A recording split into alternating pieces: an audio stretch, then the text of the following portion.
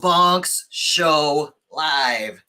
I have an amazing show for you tonight. Happy Friday, everybody. I hope you had a great week, and I hope you're ready for an amazing weekend. Let me know what you are up to tonight. What are you drinking?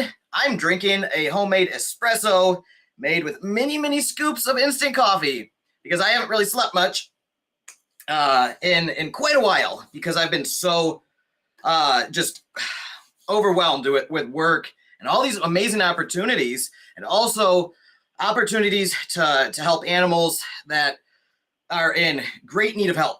So I'm sure you've been following our announcements on social media for Karma Farm Sanctuary. If you haven't, you should definitely do that because there are 2 new rescues here. Well, one isn't here just yet, but Henry, you might know Henry. He is at the University of Florida, and he just had surgery. There's some complications. I'll get into all that. So I have some animal sanctuary updates for Karma Farm Sanctuary that I want to go over with you guys. For those who are new here, my wife, Kelly, and I co-founded Karma Farm Sanctuary together in Florida, where we rescue and rehabilitate animals in need of help, and we give them a chance at a better life full of love and care and compassion. So that's what that's what our lives are all about here. And this whole YaBonks YouTube thing and, everything it's grown into with the Discord community, the Instagram stuff, Twitter, all these other branches of the YaBonks brand, all of it is to generate revenue to funnel into charitable donations to Karma Farm Sanctuary so we can scale our efforts here to help more animals in need. So many of you have been a huge part of that. So I want to say thank you as always. Thank you guys for supporting me and for supporting us here. You're all a part of this, and we're doing this work together. Just you being here is doing the work, helping us out, supporting us. So I just want to say hi to some really amazing people. 2 people I really want to point out. Serenity from the Down Home Crypto with Serenity YouTube channel. He said, it's Friday, let the party begin. And he said, don't worry about your hair, you're wearing a hat. You got that right, man. You got that right. The hat is the ultimate life hack when you're a YouTuber. And then the other person I want to recognize is Agata. Ags said, happy Friday. Happy Friday, Agata. Thank you for joining us from your side of the planet. Glad to have you here. And yeah, just always a pleasure. Agata said, she's drinking a glass of white wine. Very nice, classy.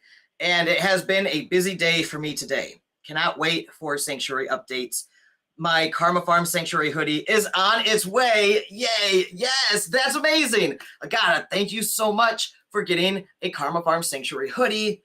It's the nicest, comfiest, coolest looking hoodie in the world. You're going to love it. And it gets all the profits from that go to us, to Karma Farm Sanctuary as a donation from One to Save Mini, who makes the hoodies. So thank you so much. And shout out to One to Save Mini, Brent Haygood over there. He's the founder of One to Save Mini. He makes these awesome water bottles too.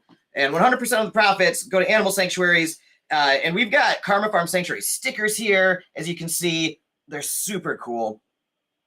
And you can get these on the One to Save Mini website. Links are all in the description below. There's a link for the Karma Farm Sanctuary shirts and stickers and stuff. And that all goes as a donation to Karma Farm Sanctuary. It's a cool way to support us. So thank you, Agata, for getting a hoodie. You are really seriously going to love it. It's so nice. And speaking of the stickers, my good buddy Serenity showed me the other week on his live show that he has on his YouTubing live streaming microphone there. He has a Karma Farm Sanctuary sticker on it. So every time he's doing YouTube work or making videos, he sees the Karma Farm Sanctuary sticker. I really appreciate that, man. It means a lot to me. That I just thought that was super cool and thoughtful of you. So thanks. Let's see. We've got Sean Call in the house. How you doing, Sean? Good to have you here. Sean said, hey, brother, when you get a few minutes, can you check your DMs on Discord? I hit you up about setting up an AMA. Yes, I can do that. Let me write that down. Sean DMs. Okay, my DMs are absurd these days. So it takes me it's never ending. I actually never get caught up on my messages between DMs on Discord, Instagram, Twitter, Telegram, and email. It's and my comments on YouTube. It's untenable at this point. However, I eventually work my way through and get through them all. But Sean, you've been a huge supporter since I started this channel, man. You've been here since I think before I even started posting crypto content. So it's good to know that your DMs, you have a DM in there. I'm gonna go cherry pick yours when I sit down and get on Discord later. So I'll absolutely check that out, Sean. Thank you, man. Serenity said, thank you, brother. Hey, Agata. We've got Ashley Wickham saying, yay, yay. Welcome, Ashley. Glad to have you here. Wild Angel saying, hi. Good to have you here, Wild Angel. Happy Friday. And Serenity said, he is drinking Mayo Energy Black Cherry. You love that stuff, man. You are always drinking it. I got to try it sometime. Taylor said, hello. How you doing, Taylor? Good to see you here. Hey, we got P21 Paul in the house saying, what's up, brother? What's up, man? Good to have you here, too. Thank you for your donation, by the way, Paul, to Karma Farm Sanctuary. It means a lot. Really appreciate that. Sean said, awesome. Thanks, buddy. Yeah, absolutely, dude. I love this community, you guys. If you can't tell, it really makes my week getting up here and just hanging out with you guys. And every week, we got a lot of we got a really core group that's out here and vocal. You guys know who you are. And then it's like people passing through that like I haven't seen in months or weeks or years even out here, and they'll randomly pop in and say hi. And it's always a surprise who I'm gonna run into. I also, I want to do my live show maybe earlier in the day if possible. I know it's kind of hard with my schedule and everything, but I know so many of you guys are on, European time and stuff like that. So it's probably pretty late for a lot of my European subscribers, and same with my Asian subscribers over there. I want to make sure that everybody, has a pretty fair opportunity to watch this without having to stay up till 3 or 4 a.m. So I'm considering that. What do you guys think about that? What, in your opinion, what time would work best for this live stream? And I'm especially asking you guys, my core members here who are always here and supporting. Again, maybe there would be other core supporters based on the time zones. I don't know. And maybe they just can't make it because they sleep like normal people. And I don't. But 6:30 p.m. Eastern time here is, pretty manageable for me. But, I would consider maybe like 4 p.m. Eastern, like, 2.5 hours earlier. I don't know. What do you guys think? Something I've been tossing around after getting some feedback from some of the YaBonks Club members. All right, I've got a bunch of stuff I want to cover. So my itinerary today is basically the title of the live stream. So we've got Henry's surgery and the Rooster fight rescue situation, which is gruesome. I don't know if you guys have been following on Instagram or the Discord server, but the Rooster rescue is bad. It's gnarly right now still. I'll get to that if you guys don't know. And I've got some pictures, and they might be a little hard to look at, but I'll give you a warning before I throw them up on the screen. So those are the Sanctuary updates, and I got some other ones too. And then I am going to go over some of my DeFi plays that have been just doing great, and talk about some crypto stuff as usual. And then we'll do some giveaways and hang out and have some fun. So that's what I got planned for you guys. So we've got Ashley saying the kids are still working on the art project. Oh, hey, Ashley. Okay. I now put the name together with who you are on Instagram. Ashley, so good to have you here. I really appreciate you joining the live stream with us tonight. That's really thoughtful of you. And Ashley said the kids are still working on the art project. I'm currently still alive. I'm glad you're still alive. Watch out. You could be covered in stickers from head to toe in a moment's notice. Kids, you never know what they're going to do next. But That's funny. The messages you've been sending to me about your kid's art project is hilarious. So glad you're here, Ashley. Thank you for your support. And then we've got Serenity saying, yes, you set the time and we will be there. I appreciate that, man. I love that dedication and support I've got from my friends out here. That's everything to me, really, is like people I can just rely on to just be like so solid all the time. And it really makes my life so much better. So Serenity, you're a blessing, man. We've got Luna Seol over on Twitch saying hi. How you doing? And then they said, stop. Hi. Hi, Luna Seol. Welcome to the live stream. Jay Steen throwing on the thumbs up. Ashley said anytime. And Ags said, sending everyone lots of love as always. For me personally, 1 hour earlier would be perfect. But I think it may clash with 9 to 5 working guys in the US. Don't mind me. I will make an effort whenever I can. Thanks, Agata. You're super solid, too. I know you go out of your way to join us here. I really appreciate it. And the interesting thing is based on like my YouTube analytics and stuff and statistics, my like US audience tends to watch the most amount of my videos during their 9 to 5 office hours. So whatever that means, I think that tells me that people are sitting there in their office just watching YouTube because they already finished their work or something. I know I used to do that at my programming jobs. I would get my work done real quick or automate it. And then I'd just like sit there and learn stuff and watch YouTube and trade stocks and crypto.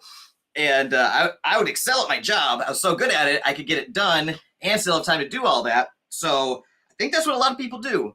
And it's why I was kind of thinking 4 p.m. Eastern, because that means like they're sitting there twiddling their thumbs, waiting for 5 p.m. to go home, and they'll sit there watching the YaBonks Show, trying to run down the clock, right?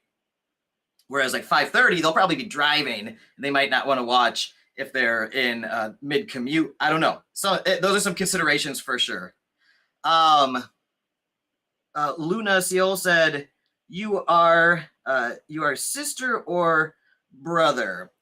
Technically, I'm a brother. Technically, that's an interesting question. Yeah, technically, I'm a brother to my other brother and 2 sisters. I'm the youngest of 4 in my family. If that answers your question. Okay. And then Luna Seal asked, my favorite song. That's a good question. It alternates from time to time based on what I'm feeling at the moment. I'll just listen to the same song on repeat for like months on end, like a crazy person. But the song I'm listening to on repeat right now is Hold Me Back by KB. And it's a really good motivational song. Puts me in a good positive mindset. And other than that, though, I think one of my favorite songs of all time is Sweetness by Jimmy Eat World. That song's amazing. And basically the entire The Used album, their self-titled album back in the day was my favorite. Super emo, but man, I love that. The song Maybe Memories is so good. All right. What about you, Luna? All right. What is your favorite song? All right, now I want to cover some of these Animal Sanctuary updates. I'm kind of procrastinating, if you can't tell, because these are brutal updates to give, and I want to keep the energy high for a little bit before I get a little serious here. So, all right, I'll pull up some pictures for you so you guys can see some imagery while I'm explaining. Okay, here we go. All right, so Henry, the pig we just rescued, who, if you guys remember the past 2 shows, I've been giving you guys updates. He was going to be shot. He came from a domestic violence situation. his life was hanging in the balance. And thanks to efforts between Live Freely Sanctuary, Eastern Snouts, and Karma Farm Sanctuary, we were able to rescue Henry the pig from getting shot. And we got him out of an abusive situation, and he is just a good boy. Like, this is such a good pig, you guys. He's so smart. Look at his eyes. He's so sweet. He's as sweet as a nice dog. He's just so cute and so intelligent, and can't believe somebody was going to shoot him. This was like their family pet, and they're just like done with him. They're just going to, we don't want him anymore. Like, what? You don't do that to an animal, right? Like, anyway, so he is safe at the moment. Okay. He is in quarantine still at Live Freely Sanctuary for the next couple of weeks. However, he's actually at this very moment at the University of Florida Large Animal Hospital, where he just had his neutering procedure. Okay. And here is, check it out. Look at how good of a boy he is. This is not normal in animal rescue. Normally it's kind of a struggle with an animal you don't know yet to get them to go into a crate like this for transport. Look at that. What's that? You go right in there. Jesus yeah, okay. Christ. What the fuck? I'm recording all this. Thank you very much. That was Tanya and Mike. That was Mike. Like, are you serious? It was that easy. Oh. He's such a good boy, though. Like, what's that? You go right in there. Jesus yeah, okay. Christ. I'm recording all this. Mike cracks me up so much. So that was him loading up to go to the vet to get neutered, and I'll share another one with you. So then Mike got out his his tractor and put the crate on a pallet and lifted it up into their cargo van for transport. Yeah, so you can see him there. All right, now he is currently here at University of Florida Large Animal Vet to get his neutering procedure. And spay and neutering procedures for pigs is actually a very, it's kind of a dangerous procedure. Especially spaying a pig is pretty risky. Obviously, it's the right thing to do in almost every situation, but always it's all about the well-being of the animal in question. Okay. So if you've got a pig that's overweight or has complications, you might have to, make a decision what's best for that animal. Okay. I always want to say that because I know a lot of animal rescuers and sanctuaries kind of get pressured in these situations where they have a high risk case and kind of get pressured into putting the animal under the knife when there might be another option if the risks are that high. It's always a risk reward calculation, right? It's almost always the right decision to spay and neuter, though. Don't get me wrong. If they breed, the problem is exacerbated that we're trying to cut down on. Okay. Now here's what happened with Henry. He had his neutering procedure yesterday. All right. I got this update this morning. I was up working all night as usual the past couple nights, past like 2 weeks. But I was up all night and it was like 5, 6 a.m. and Kelly came in here and was like, hey, you ready for this Henry update? She didn't want to tell me the night before because she didn't want to, possibly disturb my emotional well-being and mindset while I was trying to record videos. Okay. And Serenity knows how it is. And anybody else who's a content creator, it can be tricky sometimes to get in the right mindset and stay in the right mindset to be able to go on camera and perform, right? So Kelly was very thoughtful about giving me that information in a way that would have the least effect on my work, which this whole place relies on at this point, right? So she told me this morning that Henry, he had the neutering procedure happened. They discovered that he is a crypto orchid, and that basically means that one of his testicles is up inside of his body. Okay. And this can happen to any animal, I believe, any mammal species. I think it happens to humans as well. where one of the testicles doesn't fully drop, and it can be up there somewhere, still functioning, okay? So if you get them neutered, and they only take the one testicle, because the other one's hiding up there in the body somewhere, it could still possibly function, and then the animal could still potentially get a female pregnant. All right, so only one testicle descended normally in Henry here. Unfortunately for Henry, that meant a more extensive neutering procedure. Unfortunately, there was an even bigger surprise in store for all of us when the vets could not locate the internal testicle during his procedure. They could not find it, which makes this even worse because now we're very unsure if he is able to be around female pigs, which we have here, right? It can get ugly.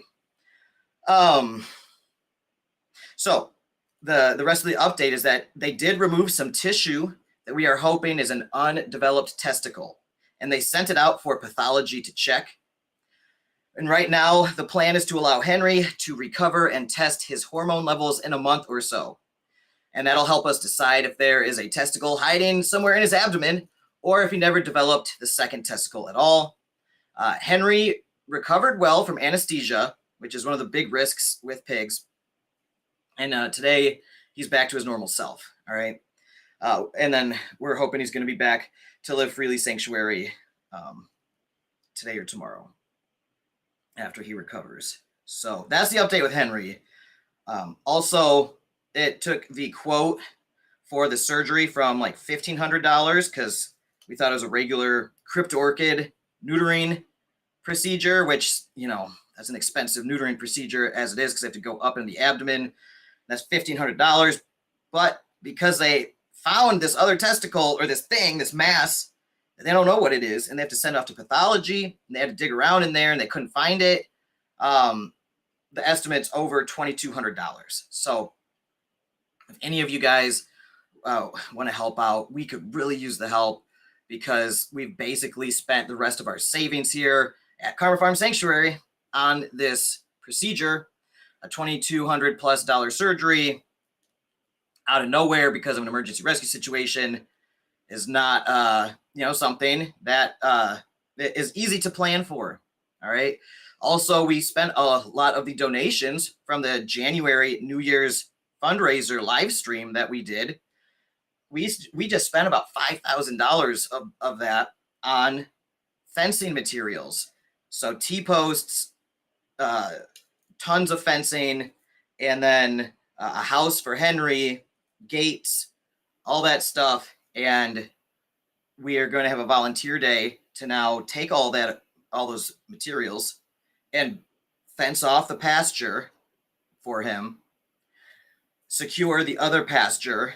We've got we're going to be shifting some things around here, but we got to reinforce another pasture that he'll be up against because he's very strong.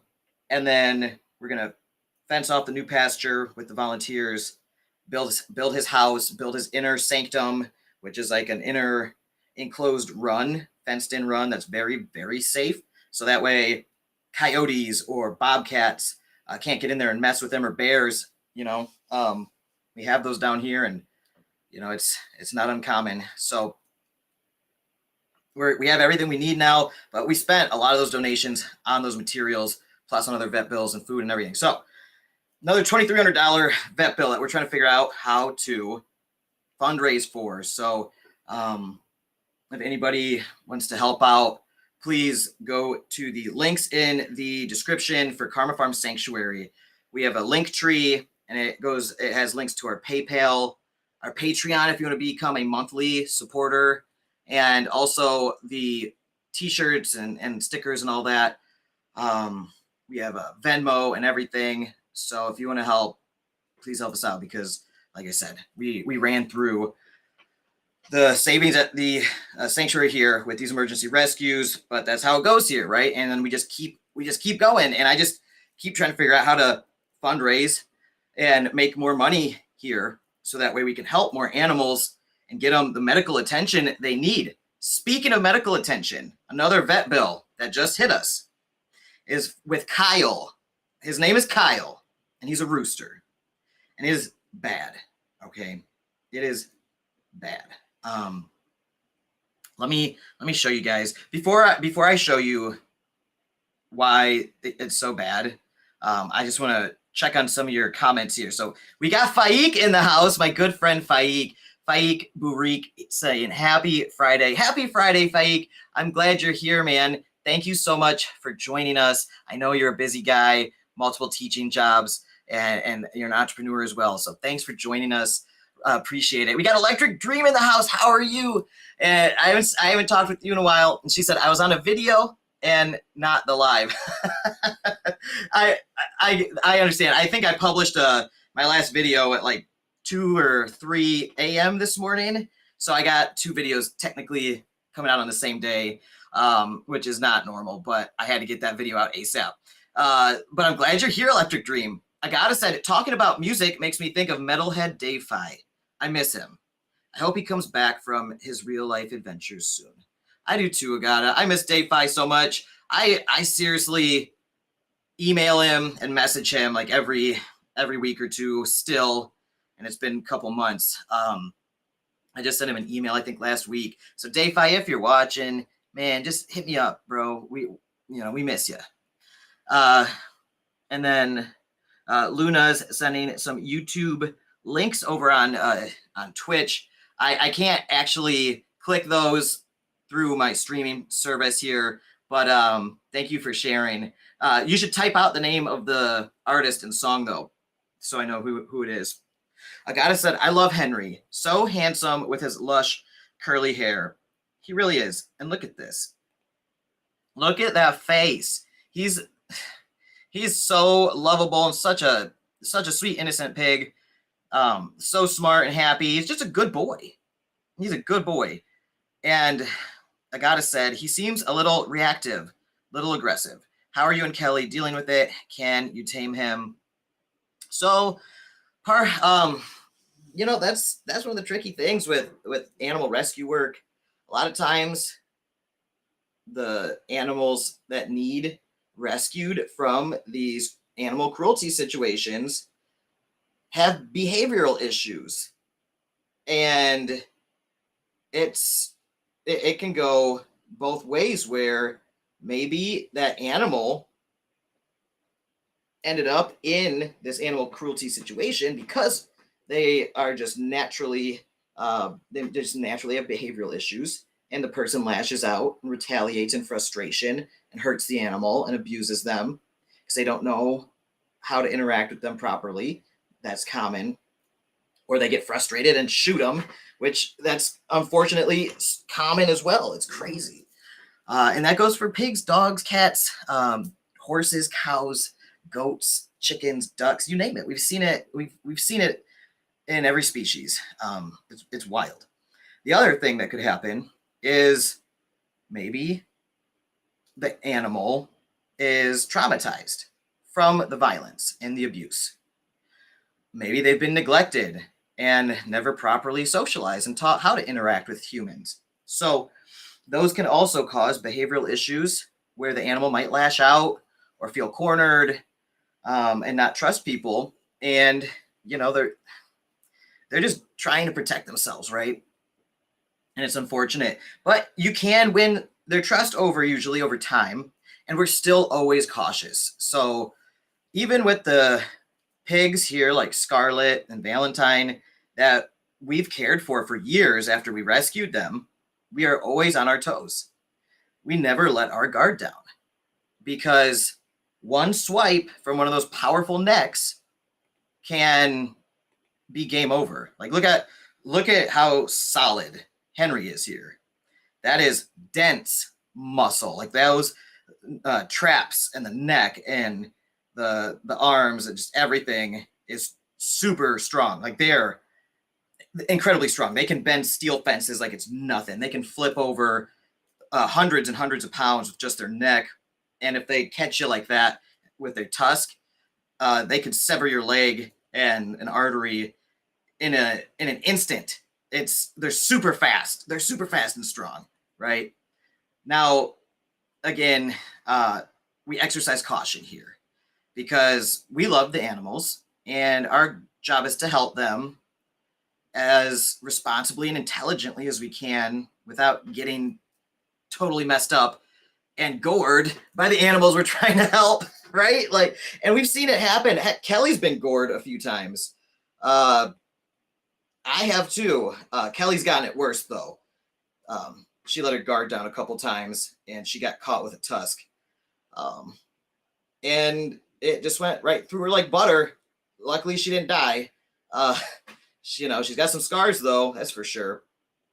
So Kelly, if you're listening, you can't even see the scars. They're basically gone. You look great. All right.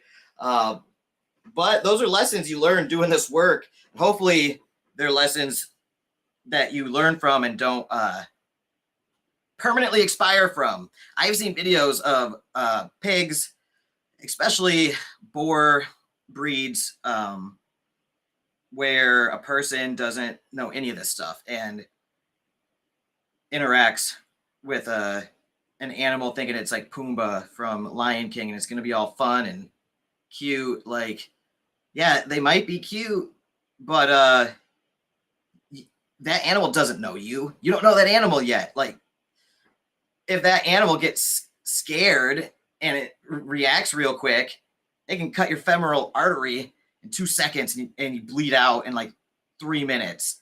I've seen a video of that online. It's crazy. Okay. Always be careful with large animals, with any animal. Just be careful. Always be on your toes and always be aware. Mindfulness is key when you're dealing with animals. And even though we've been around these animals for years, every single day, and we love them and they love us, and we can rub their bellies and we can snuggle on them sometimes and this and that, and they allow it and they're happy to see us and they talk to us. They're emotional. They're highly complex emotional beings, and you never know what might be bothering them. Like, especially pigs, they're like toddlers in terms of intelligence. They are equivalent in intelligence to human toddlers, 3 or 4 year olds.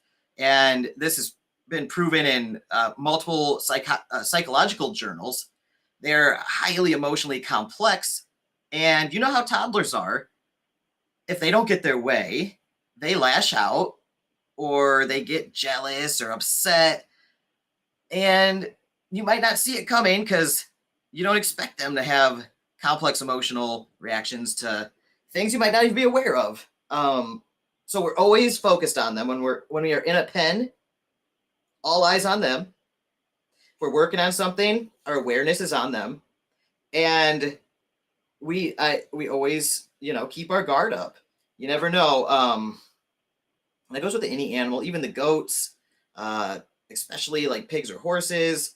You don't want to get kicked. So that's how we're gonna deal with Henry too. Even though he's a big, strong boy, he's still lovable, and he'll probably love belly rubs and want us to pet him all the time. We'll probably snuggle him if we're lucky, right? Like they're very much like dogs in that respect, but also they are much stronger than dogs. And their tusks are very dangerous too. So we always keep our guard up, and it's just part of the work we do. And that goes with dogs you rescue too. You don't know if that dog's going to be traumatized and might allow you to, the dog might let you pet him 1 second, but you might do something that triggers him, and that trauma comes to the surface, and he might have a fight or flight reaction and bite you. So we always exercise caution. All right. I hope that answers your question. Electric Dream put a heart right back at you with a heart. Ashley said, just like kids, they need time to unpack after abuse. Yes, exactly, Ashley. And then she said, they're lucky to have a place that understands and lets lets her physically and emotionally. Yeah. It's super important. And this work, it can be frustrating because, we're emotionally complex creatures too, and we can have bad days. And it's, got to make sure you don't ever react negatively to the animal. You can be assertive and stern, and stand up for yourself and everything with the animal, and let them know you are in charge. However, you don't want to lash out at them if you're frustrated or they do something that angers you. Because again, they're not, to blame here for anything, really. They're in these circumstances because of people. And we have to try to be as understanding and patient and love them unconditionally as much as we can. Which, it can be harder some days than others, if they're making life hard. But again, that we do this work not because it's easy and fun, right? We do this work because somebody has to. Otherwise, this being would suffer horribly and not live anymore. So anyway, yeah, I'm glad you understand, Ashley. You know how it is. All right, let's go to the next situation now that we've caught up on some of those comments. So the next situation that we've been dealing with is with Kyle the Rooster. And I warn you, if you're squeamish, you might not want to look at these pictures. It's like he got beat up real bad, okay? So he got beat up. I'll let you look and make the judgment for yourself, but I'll share a little video first, okay? So this is Kyle. He had a really bad day. He was attacked by another rooster and sustained serious, potentially life-threatening injuries. Fortunately, a good Samaritan intervened and got Kyle the help he needed. So Kelly and Live Freely Sanctuary and that good Samaritan were able to find Kyle again. And after the good Samaritan alerted the rescue organizations in the area, and they were able to find him and get him to the vet for treatment. So most of the injuries appear to be on his face and head. So I'll play the video, okay?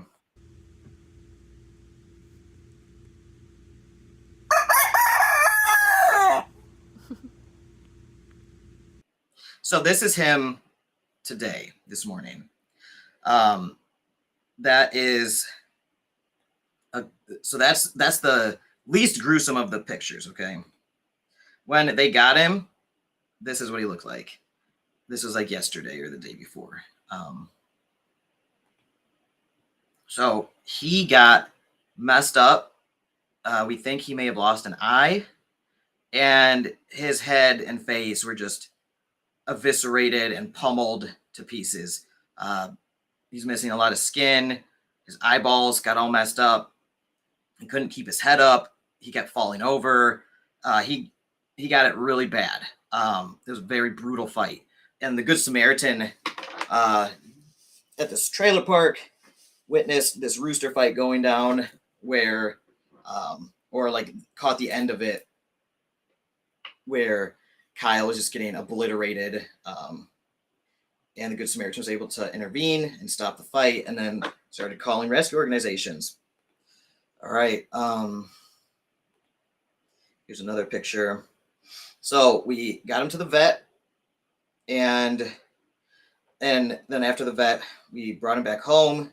He's currently quarantined in our guest house here because, we've got other birds. We've got many other rescued birds here, and you have to have quarantine procedures in place because of things like avian influenza or Marek's disease, parasites, stuff that isn't readily apparent, but you never know, and you don't want the rest of the flock getting that stuff because it could be fatal.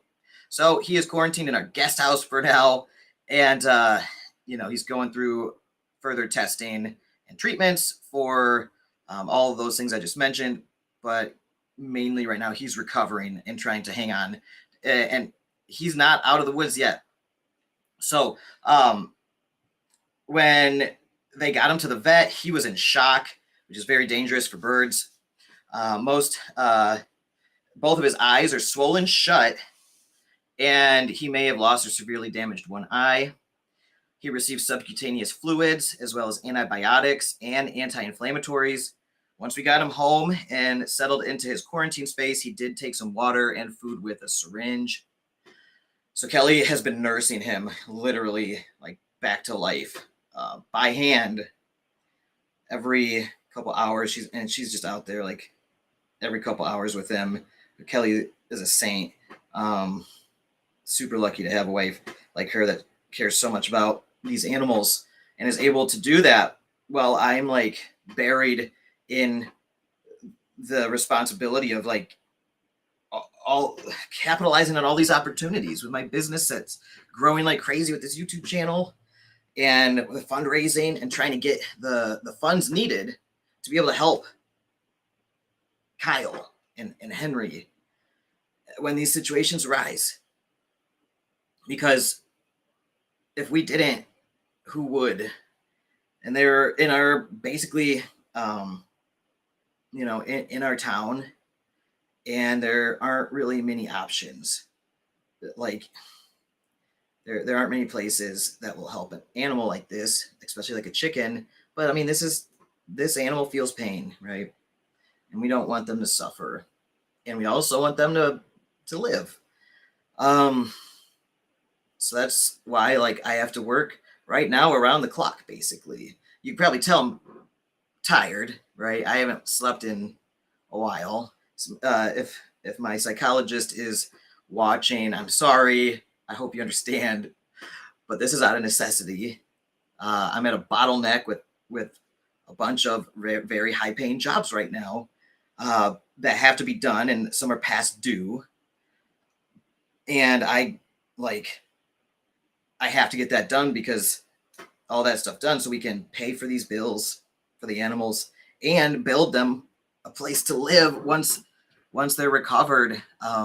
So like fundraising is part of that as well, like all the networking and the stuff I'm doing with like One to Save Mini and these campaigns we're doing on social media, the content we're putting out there asking for help.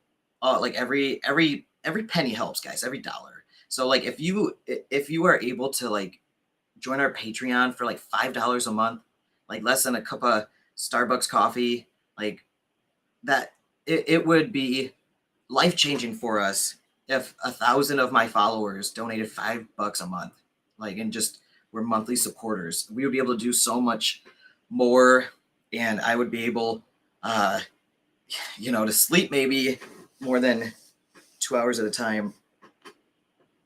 But we're getting there, and we appreciate all of you so much just being here with us, listening to me, allowing me to explain these situations as all of this develops, because we're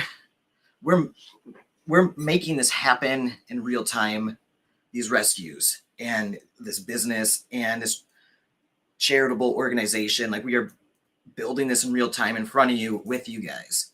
So, as the need grows, I pray for the help, and I pray for what we need. And then I have full faith, absolute belief that we will receive exactly what I asked for. But there is a process and a delay between when I ask and when it starts happening. And there's work that has to be done often to get there. Like, the door is placed in front of me and I have to walk through it. And part of that is these live streams, sharing this with you, all this information, making you guys know that you can be a part of this too if you want to help in a major way. And like I said, $5 a month. I have like 50,000 subscribers on YouTube. If 1,000 people donate $5 a month, that would put us in such a great position as an animal rescue and sanctuary. So consider that if you guys would, because it would change everything, and it would really increase the amount of good work we can do here. And anyway, I always got to thank you guys, because so many of you guys do support us financially. So, and with your time and your attention and your sharing of this content, your amazing comments on social media or directly in my DMs, like, you guys are the best, seriously. I know a lot of you guys see what we're dealing with, and oftentimes it's not easy, and we struggle. We're tired. We're just constantly fighting out here, basically. But it's our mission. It's what we are meant to do. And you guys are so supportive of us, and I feel like we have an army behind us. And now I'm just trying to coordinate and facilitate the logistics of, building that army and making it as operationally effective as possible for our mission, which is to help these animals in need, right? Like Kyle here, that like boom, like he would have died horribly and suffered slowly for probably a week out there in the elements.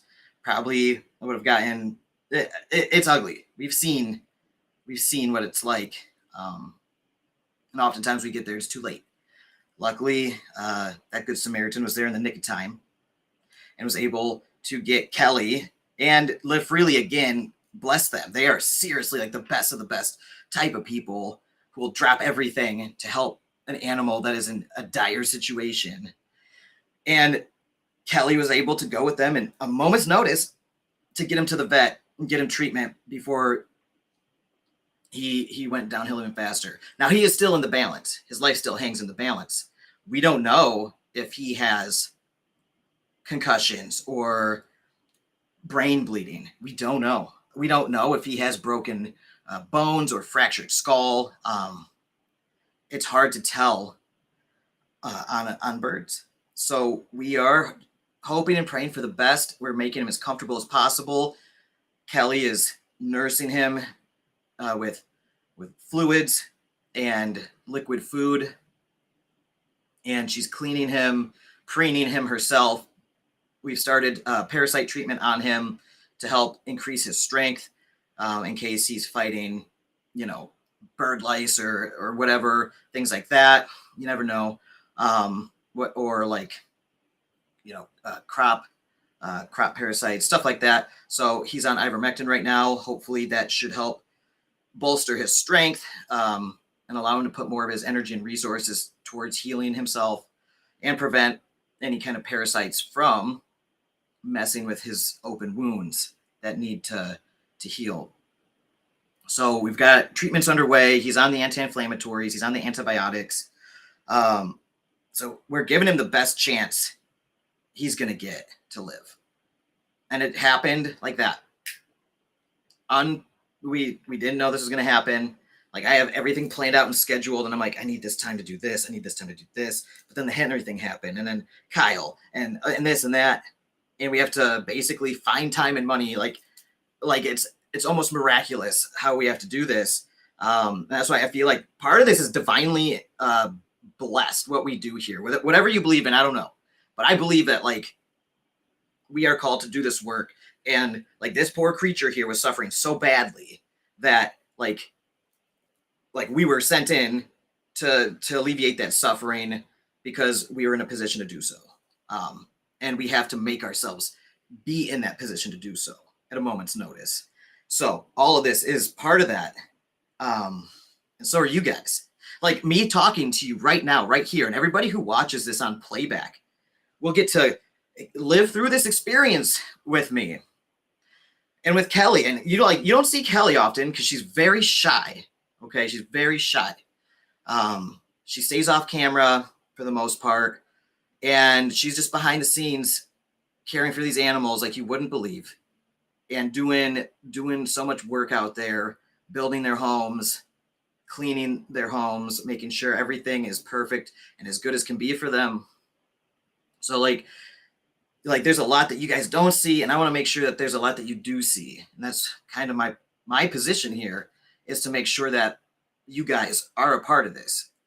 We're a charity now, we're a 501c3, and regardless though, this is a community, and we feel like it's important to help the animals in need in our communities, and people in need too, obviously, right? So where we are drawn to do our most amount of work is towards these animals that are often treated less than others because of cultural perceptions, right? So there aren't many options to help these animals. And that's where we focus our energy and efforts, because there's such a need there that's never alleviated, where, there are a lot of dog and cat rescues in a city or town or area. There are a lot of humanitarian charities as well that help people that are hungry or homeless, going through mental health issues. But there aren't many charitable organizations that focus on helping animals like this, regardless of species, right? And these animals even get discriminated against at veterinary clinics because, like, say a chicken, they might consider this a food animal, and they can't often give them the best treatment option, the best practice treatment option for a specific malady or injury because it is considered a food animal. And even if it's not a food animal, like, no, this is a rescued animal. It's never going to be in a food system. This is going to live in a sanctuary the rest of its life so it can have a better chance to live a happy life full of love, free from suffering. And it's crazy that the veterinary clinics, veterinarians can't often prescribe the same medications that they can prescribe dogs and cats or people that would be the most effective in a certain situation. So these animals are very much discriminated against and take on a lot more suffering and receive a lot less help than people and animals in our communities. So that's why we're drawn to do this work, because the species doesn't matter to us, right? We don't care. We just care that if there's a being that is suffering and nobody's helping it and it has no options, that we want to make ourselves an option to provide that help, right? And that's why we often are in these situations where there's no other help except the saints that are Tanya and Mike at Live Freely Sanctuary and some of the other animal sanctuaries around here. Like, we got a tight clique, right? With the sanctuary owners, they're special folks. We got Peacefield, John and Emma. We got Critter Creek, Aaron and Chris. We got Tanya and Mike, Live Freely, Jess and Brian over at Sage. We got Logan over at Kindred. So, like, even in our area, we've got a couple options, but it's still not many for the amount of these animals that are put in these positions, right? So I hope that makes things a little more clear of why we're often the only option and have to drop everything to go into some of these situations, because you can't call animal control. They're not going to do anything. They're not going to do anything. And they're, the Humane Society, they're not going to do anything. Most of the time.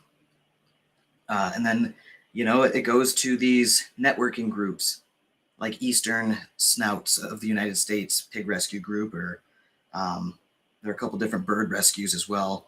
And they get in touch with folks like us who publicly advertise we do not care what species it is. We'll put forth the time and resources to get this creature the help it needs, right? Like, look at this right here. If you came across an animal in this condition, would you tell me you wouldn't help it? Right? I know you would. And that's how we feel too. We just make it very public that we're willing to go in and help them. So we often are the ones that are called or step up. Often we see these calls for help and nobody steps up, and then we say, okay, we gotta go. Nobody else is gonna do it. We gotta go do it. And yeah, it's crazy. It's a crazy line of work to be in, rescuing animals. It's hard, man. Like, look at this animal didn't deserve to get messed up this bad or at all. Like, I hope he makes it. So the rest of the update is that his prognosis is guarded still. We hope with supportive care he'll be able to heal and recover. And Kelly asks if you guys want to help Kyle on his healing journey. We could really use your support, and I second that. Kyle is doing a bit better. He is standing now. Let me show you that again, right here. So he's standing now. His head up, and he was crowing this morning, which is a good sign. Kelly's giving him food and water with a syringe, as he's not eating or drinking on his own and still totally blind. today we're treating him for the external parasites and running a fecal exam on him. So, yeah, it's crazy, guys. I hope that wasn't too gruesome for you, but that's what we deal with, and it's emotionally taxing. It's more than just like the physical work and not sleeping much at times and working extra hard to make money or raise donations, but the emotional like trauma and fatigue is real. A lot of other animal rescuers I know go through this too, when it's just like, man, you're just so close to this, and it can be heavy. Let me catch up on some of your comments here. Electric Dream said, what hurt him? My feed cut out. It was another rooster. So this was in a trailer park that had some roosters, and I'm not gonna make any insinuations or anything, but I mean this is the breed of rooster that is often used and specializes in rooster fights. So I don't know, I'm not making any insinuations about that. I don't have all that information, but I mean it's pretty bad. And luckily that Good Samaritan stepped in and stopped the fight before he was totally beyond recovery. It was brutal though. Brutal. So it was another rooster, I believe. That's what the Good Samaritan said. And she caught a little bit of it on camera. So all right, so Agata said, my cat is a rescue with some sort of trauma. He attacks me suddenly for no reason every now and then. I don't mind it, and I know he doesn't mean it. It is much less severe and less frequent now. Yeah, and yeah, so exactly. Dogs, cats, they have those same issues. Luckily, it's not a lion. House cats are like little lions and tigers in our houses. If they were bigger, if they were like 500 pounds, we would be so dead, right? Like we'd do something to upset them and they just shriek. But yeah, so you understand, I got him. Ashley said, and to make you laugh, my traumatized pigeon is currently grooming me. And as you tell this story, rescue is hard. Y'all are great. We will put the word out and share your Patreon. Thank you so much, Ashley. I really appreciate that. We're trying our best here. While we got some time here on planet Earth, trying to do as much good as we can to alleviate this suffering. Yeah, so thank you. We really appreciate that, Ashley. Agata said, Kyle is awesome. I hope he recovers fast. I am in awe of your and Kelly's extraordinary work for the animals. I tried donating via Instagram, not possible in my country. I will donate via a different channel. Thank you so much, Agata, for the kind words and the donations. You're amazing. You've been such a huge supporter of us for so long. Seriously, we talk about you all the time. Like, you are part of Karma Farm Sanctuary. Like, I hope you understand that. Like, we consider you a key member of Karma Farm Sanctuary. Even from across the world, you've offered so much support to us. Not just financially, but like emotionally, and being there as a friend and encouraging us when things are hard, and just being so consistent with your support. Thank you. Agata said, Ashley Wickham, love it. You made me laugh so much. Thank you. Ashley said, Ags, you are very welcome. My pigeons and doves are like my kids. Spoiled rotten. That's how the animals are here too. They are spoiled rotten because, they've been through hell. We want to give them a better chance at a life that's the best life possible, full of belly rubs and treats and whatever else we could do to make it nice. And then Ashley said, I often lie to get certain birds care. I totally lie to get them care. It's astonishing how awful it is trying to get certain species basic care. but it will change. Advocacy will change it. I agree. And I've done the same thing. Kelly, has a very hard time, lying and like, but with like this kind of stuff, like I'm like, Kelly, just let me handle it. And I will just say what I have to get that animal help. Basically, I don't care. Like, I don't believe in these arbitrary rules about certain species, especially when they can't take your word for it that they are not food animals and whatever. And that even happens with like goats, cows, and stuff like that, pigs. So you often can't get the same treatments. And like, it's like, I will say whatever you want me to say. Like, just get my animal the help it needs, please. Right? Like, why is that so hard?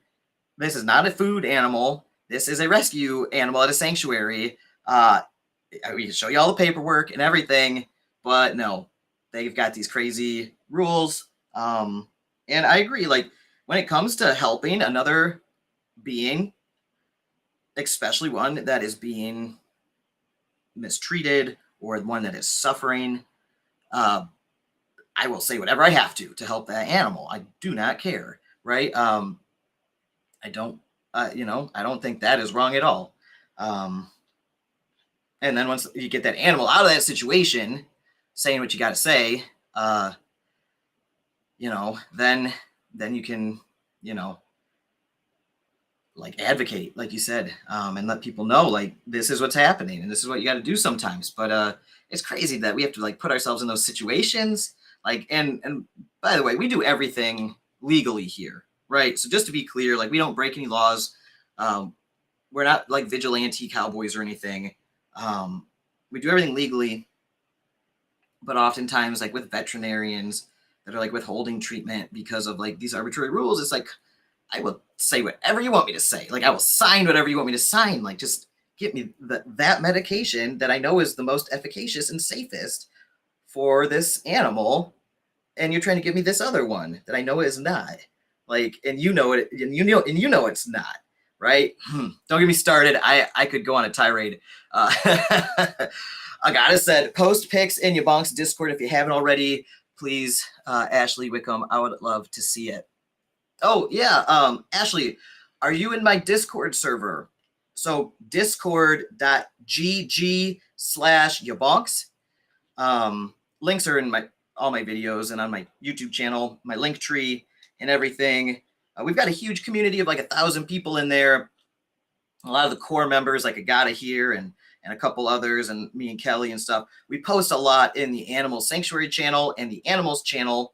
If you've got pictures of your pigeons and doves, I believe you said, please post those in the Animals channel in the YaBonks Discord server. Me and Agata and Kelly, and I'm sure many others would really, really love to see it.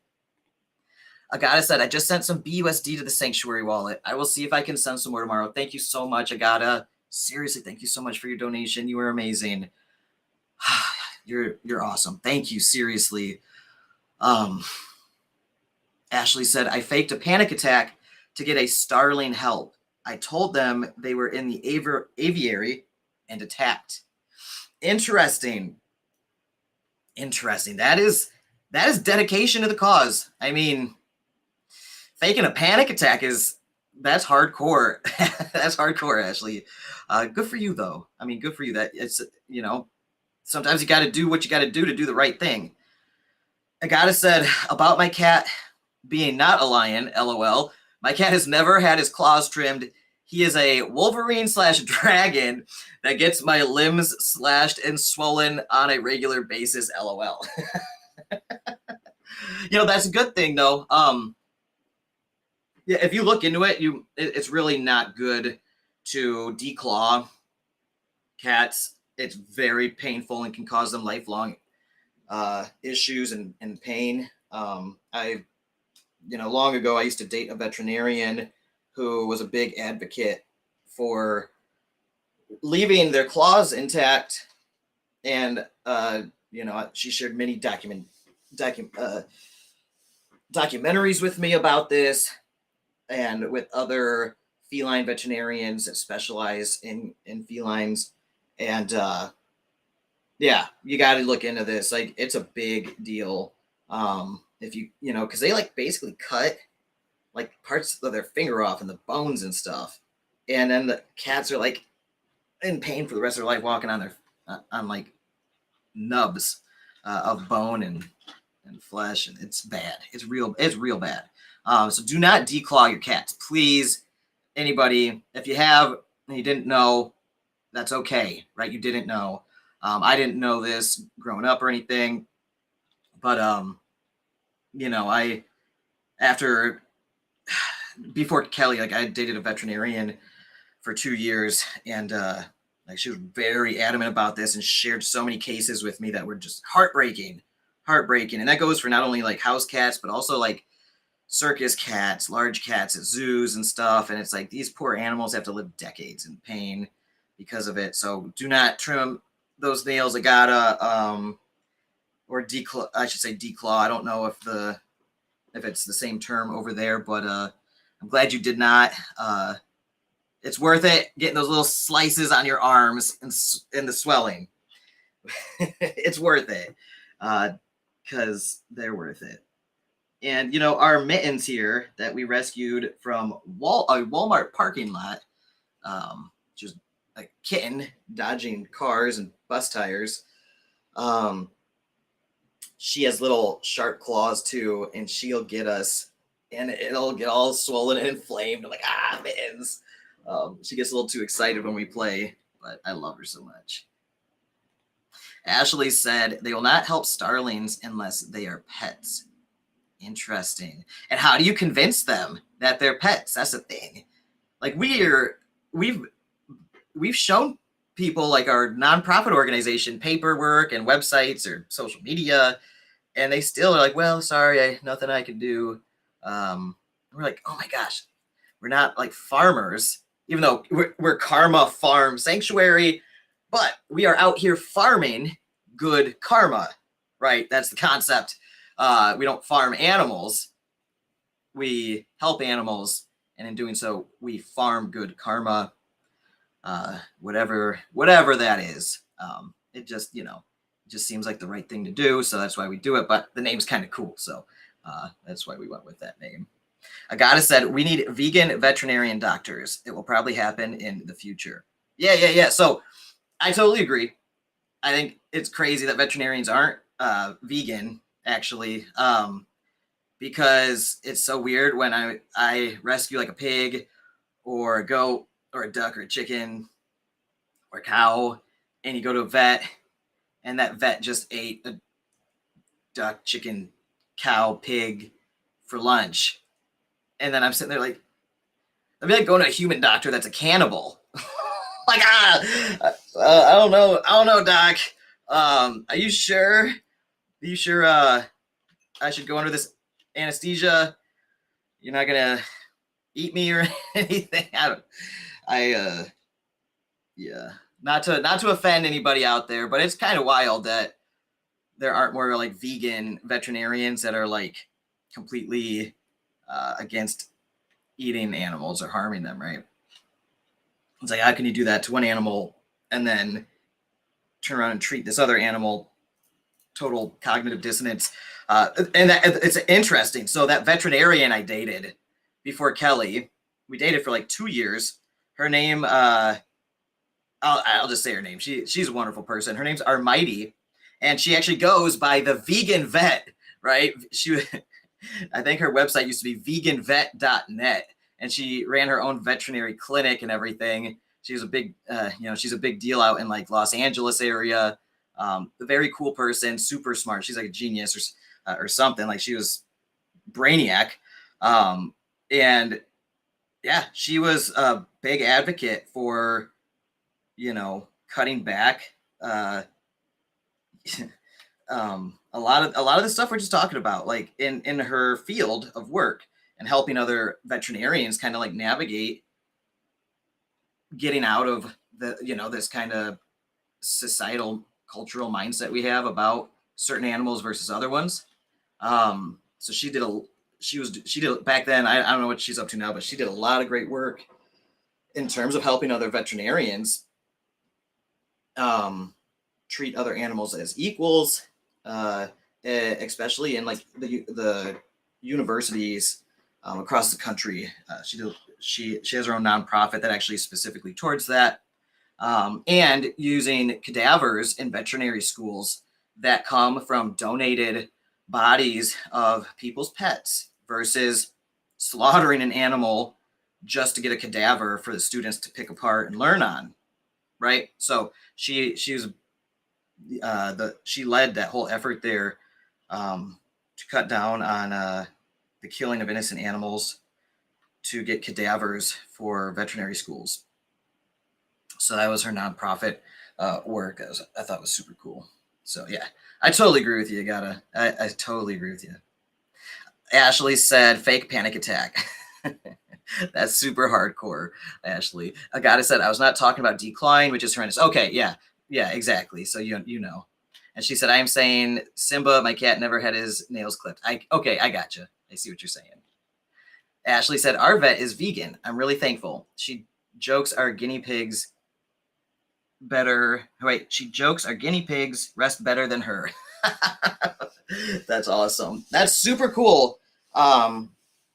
Yeah, I love that. I wish we had, vegan vets around here, especially when we've got chickens or pigs or goats or cows that need help, because they get treated differently than dogs and cats. And it's it's the system we're in, so whatever. It'll keep getting better with time as education and everything spreads more. A lot of the vets that we have to work with mainly, learn about dogs and cats in veterinary school. Then they have to branch out and do, and specialize, and they don't get the same level of training and exposure time to helping some of these other species, unless they're ag specific, in which case it's a whole different story. I won't get into all that, but yeah, so a lot of times we'll bring in a pig or a chicken or a cow or a goat, and the vet will be like, I've never, treated an animal like this, but I'll give it a shot. And then you can see like the gears start turning as they're interacting with this highly intelligent, emotional animal and caring for it.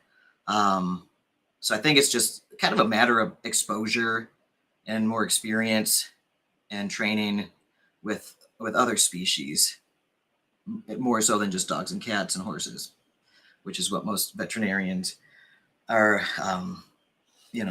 trained on in school and residency, which is understandable, right? That's where the money's at.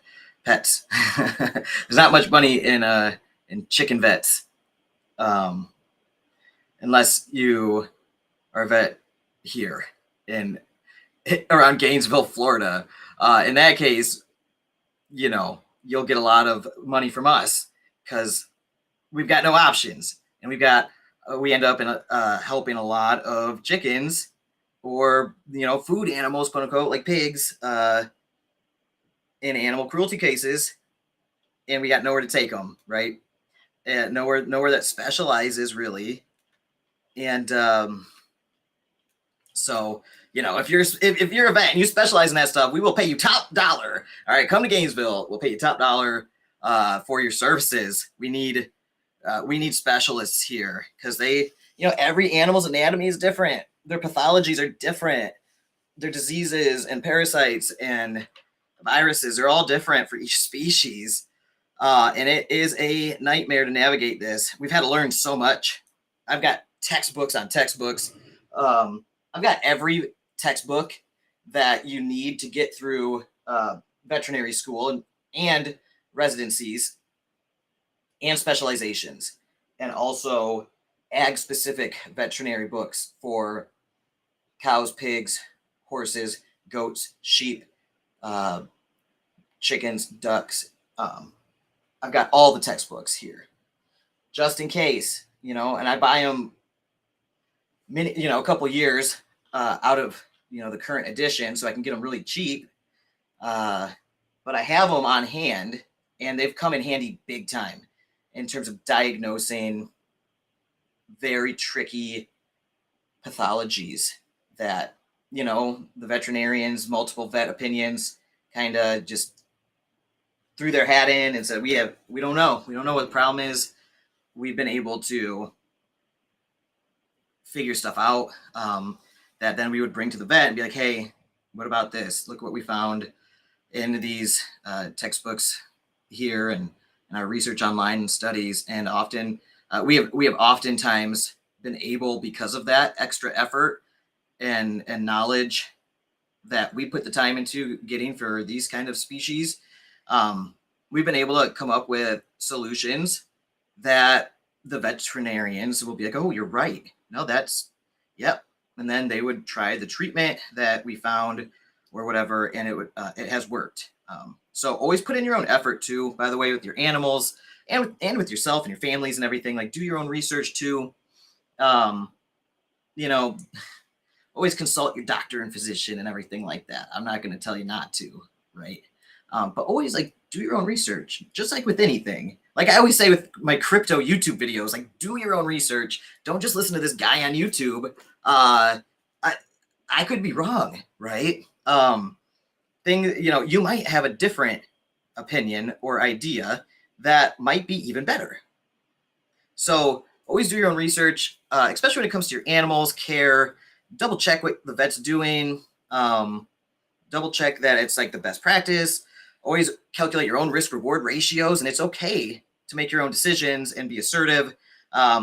If you firmly believe whatever it is that you found and are defending or advocating for. So that's just kind of how I am. I'm a little more vocal about stuff than Kelly is, where I have gotten in arguments with veterinarians. I try to be as tactful and polite as possible. Don't get me wrong. But if I've done my research and I put in dozens of hours on something, and then they try to disregard me before I even tell them my findings and reasoning, I'm just, no. This is my animal. You don't know it. You don't know the full situation. Anyway. I don't want to get. Ooh, man, don't get me worked up. All right. Ashley said, so cool. Yeah. And Ann Navarro in the house. Ann said, hey, fam. Hey, Ann, how you doing? Ann Navarro, superstar in the house. Good to have you here, Ann. Ann is another huge supporter of ours on social media. So thank you for being here, Ann. I really appreciate you and all the comments and the likes and the supportive messages you send us all the time for months now. You're one of our favorite people out here, always sharing our stuff and telling people about Karma Farm Sanctuary and Want to Save Mini too. So thank you, Ann, for joining us. It always makes me so happy when I see people like you and Ashley that kind of come from outside the crypto and DeFi space and are here to support us and me and Karma Farm Sanctuary. So it means a lot, Ann. I appreciate you. Ashley said, we have a system designed around the dog-cat cult. It's the way society trains the brain to ignore the other sentient beings so they can continue exploiting them. Yeah, unfortunately, I do believe that is correct. It is this how the system is set up.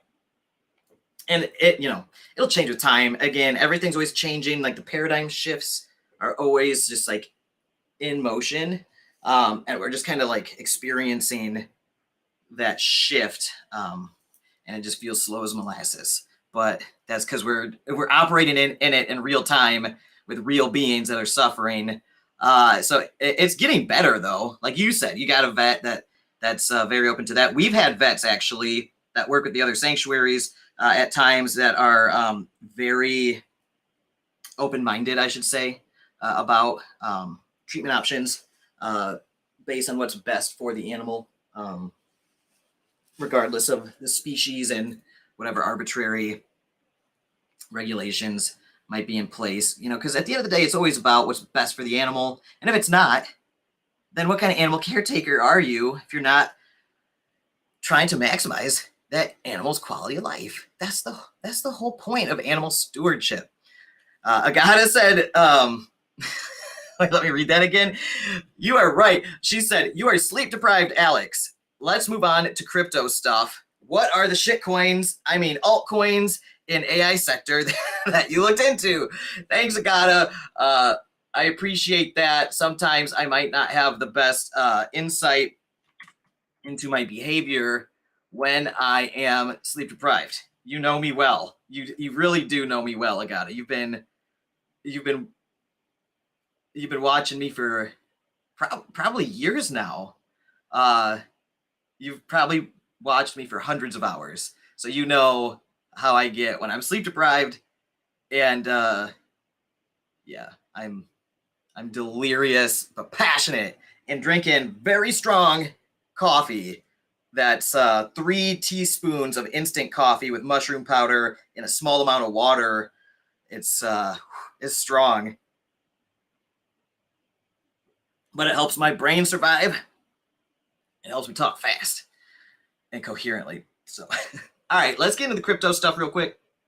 I know it's kind of nice, you know, having like Ashley here and her interacting vocally, because I mean, I know there are a lot of animal rescuers and animal sanctuary folks from, you know, like that support Karma Farm Sanctuary and everything we do.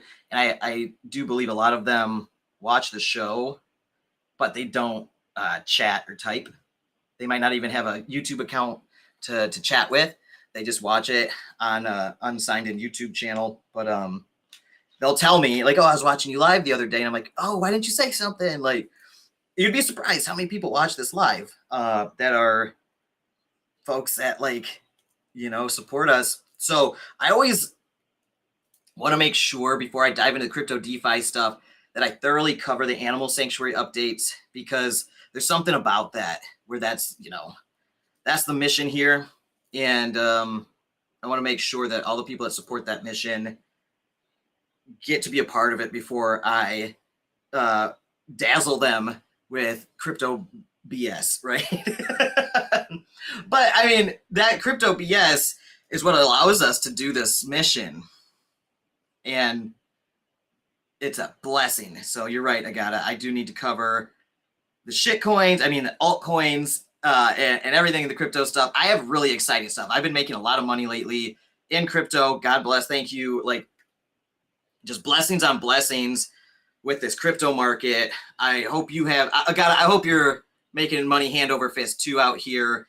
And it's going crazy, really. Like, our portfolio is nuts right now. All our like, I got multiple portfolios, and they're all doing so good. It's such a good feeling after being in the bear market for 2 years or whatever.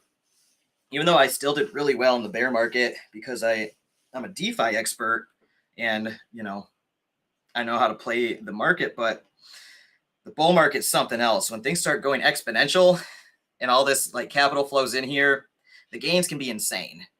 My portfolio is basically doubled in just a couple weeks. Some of my positions have like tripled or quadrupled or more. It's nuts. So I'll get right into that with the AI coins that I have. Like AGI, are you an AGI? I had like $50 worth of AGI and it's worth $300 now. So, like, what is happening? That like 6x? That's crazy. Anyway, I'll get into that here in a second. Real quick, you said maybe sanctuaries should sponsor veterinarian students' education, and that is actually something that sanctuaries around here do. That's a great idea, and there are sanctuaries that do that, and we've worked with vet techs and veterinary students at a bigger sanctuary that's very well funded. They have their own veterinary clinic built on the property. Like they have like a surgery room. Like, this is a very well funded charity Animal Sanctuary. They've been around a long time, big backers, and they have vet students go there for volunteer hours and stuff. So it's a great way to do it. You're right. Ann said, always a big fan of what you guys do. Thanks, Ann. You're amazing.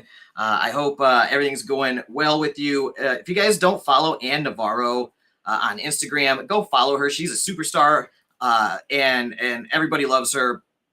She's like super jacked, fitness influencer, and just very kind soul, a big heart. So she lifts everybody up that she talks to on Instagram, and everybody I've ever met it just says the nicest things about Ann. Ann's an amazing human being. So Ann, I'm just so thankful you're here supporting the YaBonks Show. Like, how cool is that? So go follow Ann Navarro, you guys. Her content is fantastic, super inspirational stuff. All right, let's go into the crypto market. So Bitcoin is at $62,000, which is nuts. Earlier, like within the last year, it was down to $15,000 when it hit the bottom. And I knew this was going to happen. And now it's up to 62,000 already. It's almost back to the all-time high during the last bull run. The all-time high was about 68,000-ish. So it's $6,000 away from that. I think we're going to blast past that in the next week or two, probably. No guarantee, though. You know, anything can happen with the volatility. But for those of you who don't follow the Bitcoin rainbow chart, that explains all the trends very well based on the Bitcoin halving cycles. And what's interesting is there has never been a Bitcoin all-time high being hit before the halving. All right. And we are in a position right now that might happen. So that would be historic and could be another sign that we are in a super cycle or just like a bull run of epic proportions, which if that's the case, hold on to your butts. And I do believe we are. And that's because the Bitcoin ETFs were approved and we are seeing these institutions gobble up all of the supply of Bitcoin from the market. So the circulating supply, the float is just getting gobbled up. And that's why we're seeing this price action where the demand is outweighing the supply in this time frame. And it's just gone crazy. The price is just up every week. Ethereum is at $3,440. I have Ethereum is my biggest position right now, actually. I know a lot of you guys will be like, oh, what? I thought you were Bitcoin maxi. I am. However, one of the strategies I use is, Bitcoin and ETH to me are like my two big ones. And they're like the majority of my portfolio for my crypto portfolio. Now, Ethereum, there's the rumor right now, and rumors are where you can make a lot of money. There's the rumor of Ethereum ETFs coming next. So if the Bitcoin ETFs cause this crazy price action for Bitcoin, then the Ethereum ETFs could have a big movement relative to Ethereum. So I'm positioned to try to capture some of that and get some additional gains above and beyond, and then spread it back out evenly between Bitcoin and Ethereum once that play is over. And it's kind of a long-term play. It's, could take all year. But I'm fine sitting in Ethereum because I believe in it very strongly, especially in the medium term, like in 5-year, 10-year time frame. Bitcoin, I think, is going to be solid forever. That's my opinion. But I do think Ethereum has more upside. So I believe I can capitalize on higher upside volatility based on the, trade the rumor, sell the news for the ETFs for Ethereum. So once those Ethereum ETFs are announced, I'll evaluate. And once they're approved, maybe I'll sell. I don't know. That's the whole buy the rumor, sell the news thing, because then other people who are playing that scenario will take their profits to And then I'll just kind of keep some in ETH and just basically be half and half in Bitcoin and Ethereum again for 50% of my portfolio. The other 50% of my portfolio is altcoins, like the AI coins that Elgato was asking about. And I have had a great AI coin run. So, gosh, let me see if I can. No, I can't. Okay, I'll just explain it to you. So some of the coins I'm in are AGI that I said that one's done the best for me. And I don't put a ton of money in these, right? That's the thing. I put a fair amount into Bitcoin and Ethereum and stable coins, aka cash on the blockchain, like US dollar equivalents. And I keep the cash for strategic opportunities, buying dips, black swan events, stuff like that. And then Bitcoin and Ethereum are my main players. That's 50% of my portfolio right there. The other 50%, I try to put 1 to 2% into each altcoin that I want exposure to. And that could be, in some cases, depending on like the needs at the sanctuary and how much I have to liquidate for emergency vet bills and stuff, which I hate doing, but it's fine. We always make up the gains elsewhere with different plays. Like crypto's been such a blessing to us. We've been coming out way ahead over the past couple of years, even in the bear market. But regardless, I might let's say I just throw like $50 or $100 into one of these AI coins, and then it does like a 10x. That's $500 to $1,000 right there. And all I did was just like sit and wait on it during the bull run. So that's my strategy. And I think some things like the AI, some of these AI projects are probably going to do a 100x or more. And in that case, like that's $100 turning into like 10 grand. Like that's significant. That starts becoming a lot of money. And as the portfolio scales, so do my position sizings, right? Like I said, it's all relative to the overall portfolio at any point in time. And with the animal sanctuary, if we didn't have the animal sanctuary, I would probably be a millionaire by now. But we just keep having to take our gains here, and instead of compounding them back into themselves, we compound them into the well-being of these animals that we're rescuing, which to me, I think, I enjoy that just as much, if not better. But AGI is one of the tokens. Like I said, I think I put $50 or $100 in there, and it's at $300 now. And I've only been in it a couple weeks. AGI on Binance Smart Chain. Let's see, another AI one that's ripping in my portfolio is AI Tech on Binance Smart Chain. AI Tech probably put up, is probably almost 3x'd in a couple weeks. It's so wild. And the guy said, I made 60% profit in a week on WorldCoin a few weeks ago. Nice. A couple weeks ago, I almost bought some WorldCoin. I almost added that in. That's the one with like the little devices that I think builds like a cellular network in places like rural Africa and other like places. Is that right? Is that the WorldCoin you're talking about? Like I said, I do not marry crypto now. I'm in AGIX for at least a week until it exceeds 60% profit. Then I'm out. I gamble with 20% of my crypto, of course. I like that. I often have a similar strategy. If I'm looking at a play, I will take out my profits and then leave a moon bag, as they say. And I'll let that moon bag ride into the horizon, into the distance. And if it goes absolutely crazy and becomes the next, Dogecoin or Shiba or something, then I've got exposure to it. And I've already, got my initial back plus a healthy profit. Like you said, 60% profit. And even if you took 20% of that, that's still amazing. I actually follow a similar principle oftentimes when I'm doing a play that I have a high conviction in for a short-term swing trade. if I think something's going to go up, like a new coin launch, I'll oftentimes wait. Like I might put a couple $100 or $1,000 on something.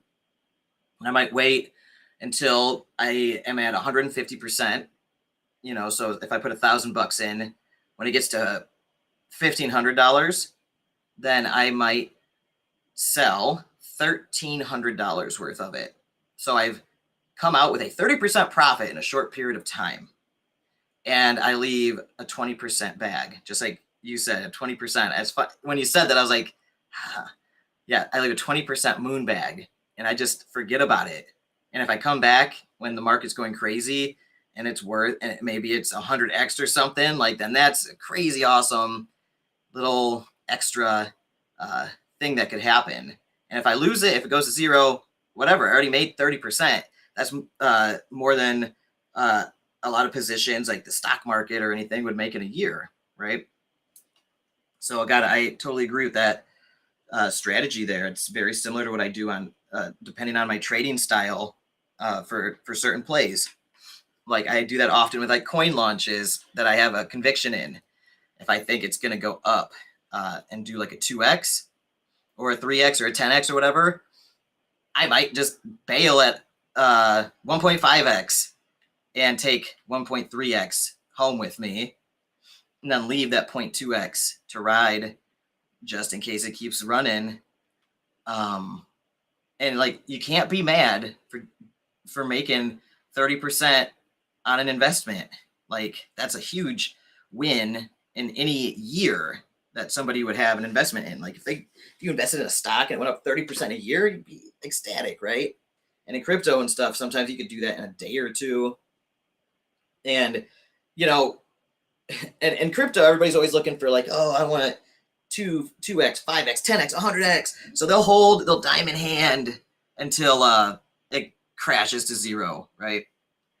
But, you know, there'll be a big segment of the population that'll cash out at 2x.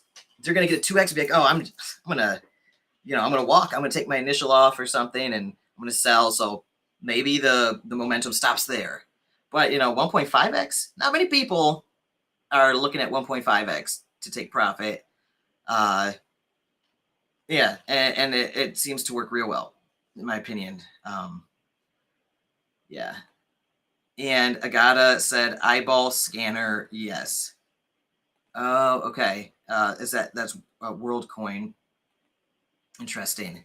So some other AI tokens I have is CGPT. I think it's Chain GPT. That one's up a ton, like almost 3x. I've only been in these for like a month or two, like maybe 2 months. I just bought like 1 or 2% of my portfolio worth. I just forgot about them. And now you ask me, I'm looking at my portfolio like, oh man, these are doing good. I bought so many different ones. I just looked for the most popular AI ones, looked at the tokenomics a little bit and the price action, did some basic fundamental analysis on them, on their companies and their technologies. I'm in Orai, ORAI. This is another one on Binance Smart Chain. That one's like 3x'd, I think, since I got in. FET, FET, that one's like 3x'd. AIOZ, that one's 2x'd, it looks like. Aleph, ALEPH on Binance Smart Chain. That one's doubled, it looks like. SDAO, Singularity DAO, I'm up like 60% on that. And I think that's it for my AI tokens. I'm sure I have some other ones buried in here somewhere, but those are all doing really, really good. And so are my layer 2s. Chainlink's doing amazing. My Chainlink position, I probably have an average price of like $12 and it's at $20 now. I only built that position over the past like month or two. Connext token is called Next, NEXT on Arbitrum. That's one of my best plays. That one's doing great. Ethereum, also one of my best plays because I had such a big exposure to Ethereum, and it went from like $2,000 to $3,400 in just like a week or two, something like that, 3 weeks. My portfolio is looking great because I have a large exposure to Ethereum because I think that's a safer coin because everything's like built on top of Ethereum. Yeah, so those are some of my DeFi plays. I got a new DeFi play. I actually just put a video out today. It is called Syncus DAO, and the token is SYNC. And I mentioned that on my show last Friday, and after I mentioned it, it 2x'd in like 2 or 3 days. I got DMs from people who watched my show, said, "Oh man, thanks, good call. I made a 2x on that," and I'm like, "Awesome, that's so cool." I'm still riding that one.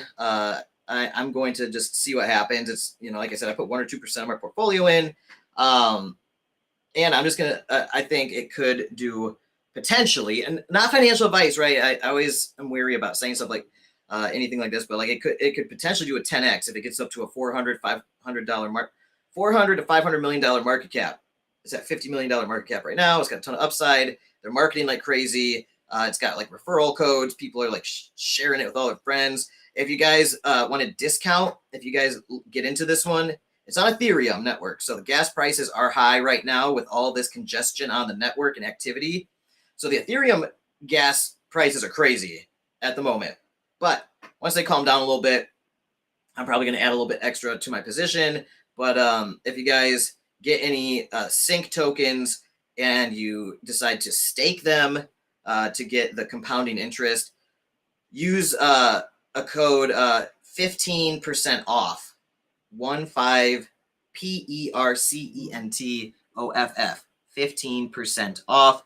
If you use that code, it saves you like 15% on your staking fees. There's like a tax for staking and unstaking. And if you use that code, you get 15% off and everything. So I just dropped a video about that like 12 hours ago. And I went through the code of the smart contracts a little bit, explained what's going on, how it works. A lot of people in the Syncus community were confused about it. And a lot of people in the YaBonks community were reaching out to me saying, "Hey, thanks for letting us know about that one. It did a 2x after you mentioned it, and I made money." And I said I'd make a follow-up video, letting you guys know what my thoughts on it going forward. So yeah, check out that video. It's really in-depth. Did a lot of research. I'm trying to get the team to see if they would do an AMA, maybe. I don't know. But that could be a cool one. And it's like Olympus DAO. If you guys remember Olympus DAO, OHM token, OHM. That thing went to like $4.4 billion in the last bull run. And those were like the craziest times in DeFi. People were making money hand over fist in these just crazy experimental projects, DeFi tokenomics stuff. And, we had Time Wonderland, OHM. And then after that came like, the Titanos and the other things. And I made a ton of money in those. That's when I got into the DeFi sector, really, when I started playing in the DeFi projects.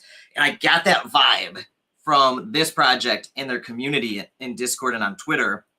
It's just like, it reminds me of my good old DGen DeFi days where I was making money hand over fist and it was like magic. It was mind blowing. And it was mainly driven by FOMO in the market and good marketing and stuff like that, and building stuff, at the same time. You have to have kind of all that in place. And they seem to have a lot of that in place. Plus, the marketing is just going crazy. So check out that video. I break it all down. I go through some of the smart contracts and I answer some of the questions I found in the Discord server that people didn't really know the answer to. And I explained what's actually going on in the code a little bit. I'm a software engineer, for those who don't know. So that's what I do. I work with code. I can read these smart contracts and tell you what's going on. I've seen the Olympus DAO code a million times before. I see how they've altered it for their latest, for their idea of how they can actually make it work. So that could be a cool one. With a project like that, where it's like, it could generate a lot of demand with all this capital flowing in, especially on Ethereum network. There's just an insane amount of money over there. People looking for something to do with it. It could get nuts. So if it goes from a $50 million market cap to a $500 million market cap, that's a 10x. And that's kind of what I'm hoping for. It could go higher. If it got to a Olympus DAO size, $4.4 billion in the bull run, that's like an 88x from where it's at. It's possible. I'm not saying it's going to happen, but I'm saying DeFi and crypto in a bull run is insane. Nobody thought Olympus DAO was going to get to $4.4 billion market cap, but it did. And it made people millionaires and stuff. So that's why I say I put 1 to 2% of my portfolio into stuff like this, just like with the AI tokens, just like with the DeFi infrastructure projects, just like with my other altcoins. 1 to 2%. Don't overinvest anything. And this is not financial advice, by the way, but like, don't go all in on anything. All right. Diversify and don't play with more than you're willing to lose. Like if I lose like a 1% of my portfolio on a DeFi play, I do not care. Like I said, I just had a bunch of them do a 3x. I'm fine. I'm good. Like my portfolio is way up. But if one of those does a 100x, like that doubles my portfolio immediately. Like the whole portfolio doubles just from that one little exposure. So that's why I like those plays. It could be really cool. And for those of you who are always asking me for job opportunities and trying to, I get a lot of messages from people in school or in other countries, or they're just in a position where they have a hard time finding a job and they're trying to figure out how to get money to invest into the crypto market and build their portfolio so they don't miss out on the bull run. And like, you got to hustle. I always tell them start your own business, but another way you can make a ton of money out here without having skills or even being a public figure, without having a business, is just these referral systems are crazy. So some people in the Syncus DAO community that I'm following, a couple of them have made over 10 grand just shilling referral codes. It's not multi-level marketing. It's a single layer thing. And I think you just get like a small percentage, like 9% on the staking and unstaking fees or something. So it's not even on the buy tax. It's not, or like, it's not on the buy or sell tax. It's on the staking. They have to like buy the token and then stake it. And then that's how the commission gets paid out. But some folks in there make over 10 grand each, like multiple people. I saw one guy make over 20 grand already. And at this point, there's probably people making even more. And, gosh, I think there are dozens and dozens and dozens that have made over $1,000 already. And this affiliate thing's only been out for like a month. So people are making a ton of money that you don't really have to do anything other than like go into the website, make a code for yourself, and then just shill it. Just like you just go into like the shilling channels in these Discord servers or Telegram channels and shill it and tell people about it. And, or social media, TikTok, whatever, YouTube, hey. So that's a way for you guys, if you're looking for ways to make extra cash out here, or I should say extra crypto, which is even more important because a lot of folks in crypto are the debanked. They're bankless folks. They come from places in the world where they might not have access to banking services for whatever reason. And that's a big, problem still today in our world. And or some banks in other countries and places don't allow you to on-ramp their fiat currencies into crypto tokens. So they can't even get money into crypto. And in that case, they often barter with people to get crypto and start their crypto wallet and finances. So this is a way to do that, though. You don't have to on-ramp anything. You can actually earn crypto just shilling these projects. And I say that like I'm trying to be as responsible as I can when I say this, right?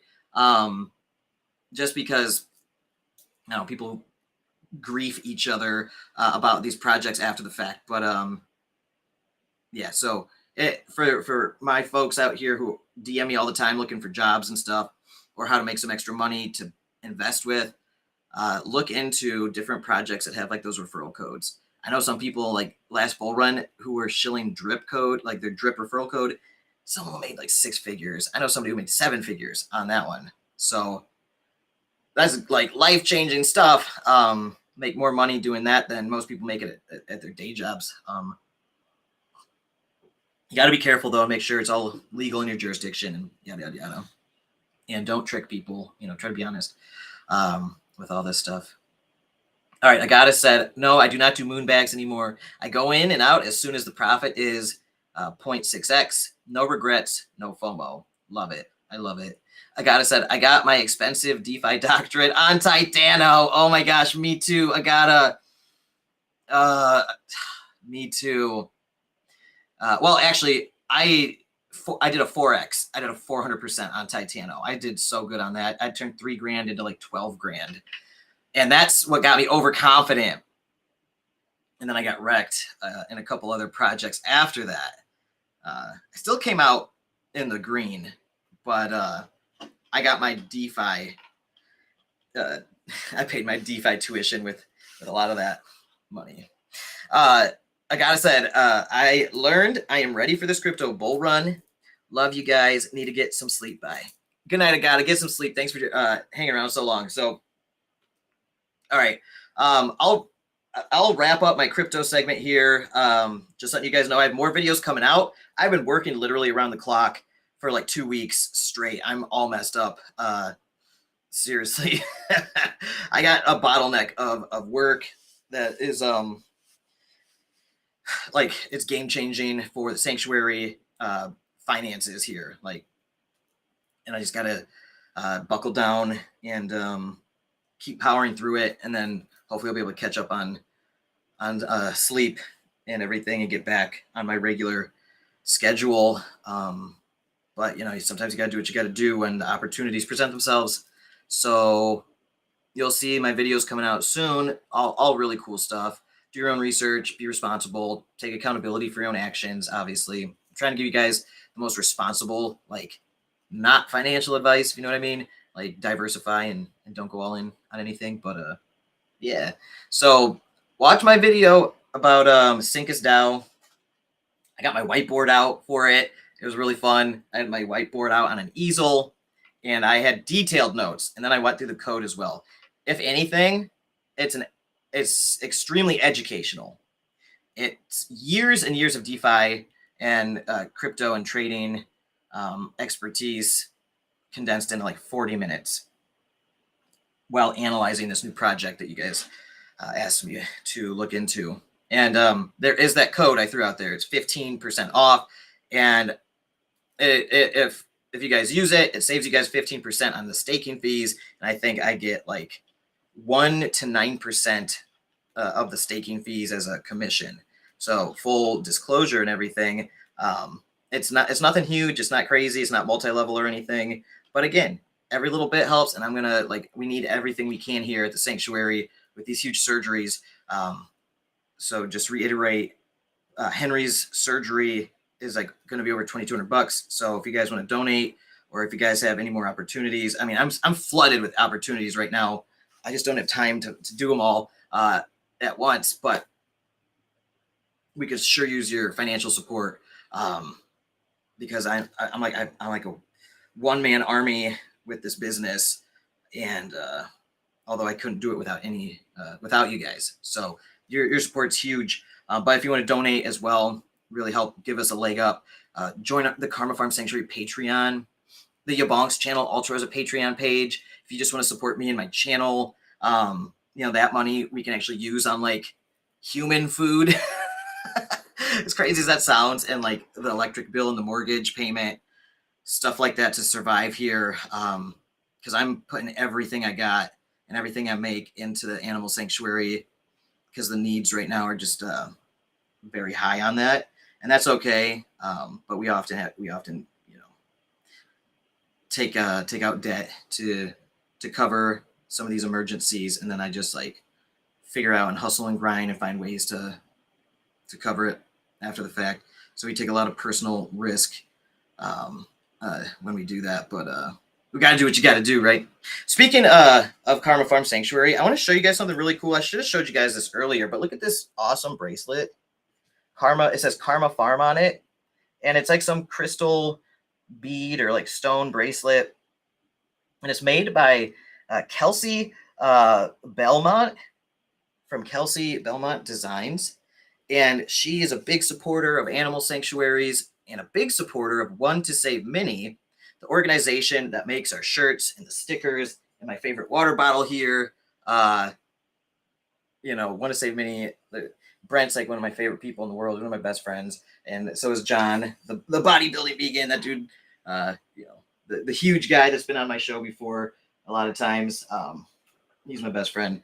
And anyway, Kelsey has donated a lot of her work and bracelets that she makes to One to Save Mini to sell for raising to raise donations for animal rescues and sanctuaries and charities. And during the last event that I fundraised at with those guys and gals this time in St. Petersburg, and we raised like, I think, close to $1,000 this time at kind of a smaller event. It was really a huge success. And $1,000 in donations for a basket of different animal charities, including Karma Farm Sanctuary. But it gets split between like a bunch of different animal charities that are really great, that have been vetted and are known to do really great work. And that's one of the things I volunteer a lot of my time for once or twice a month, is to go do fundraising and outreach at these different events. And Kelsey came out with all of these things to donate to us to sell. And she made this one custom for me. It says Karma Farm on it. So Kelsey, thank you so much. I don't know if you'll see this or not, but I really appreciate it. I think it was super thoughtful of you. And maybe one day you guys will see Karma Farm bracelets on the One to Save Mini website, along with our shirts and stickers. Like, I've been wearing this nonstop. I love it. It's so cool. Just reminds me of, what I'm part of and what I'm doing. Ashley said, hopefully everything will be prosperous, so everything comes together. I'll check it out, as I've been wanting to learn about crypto.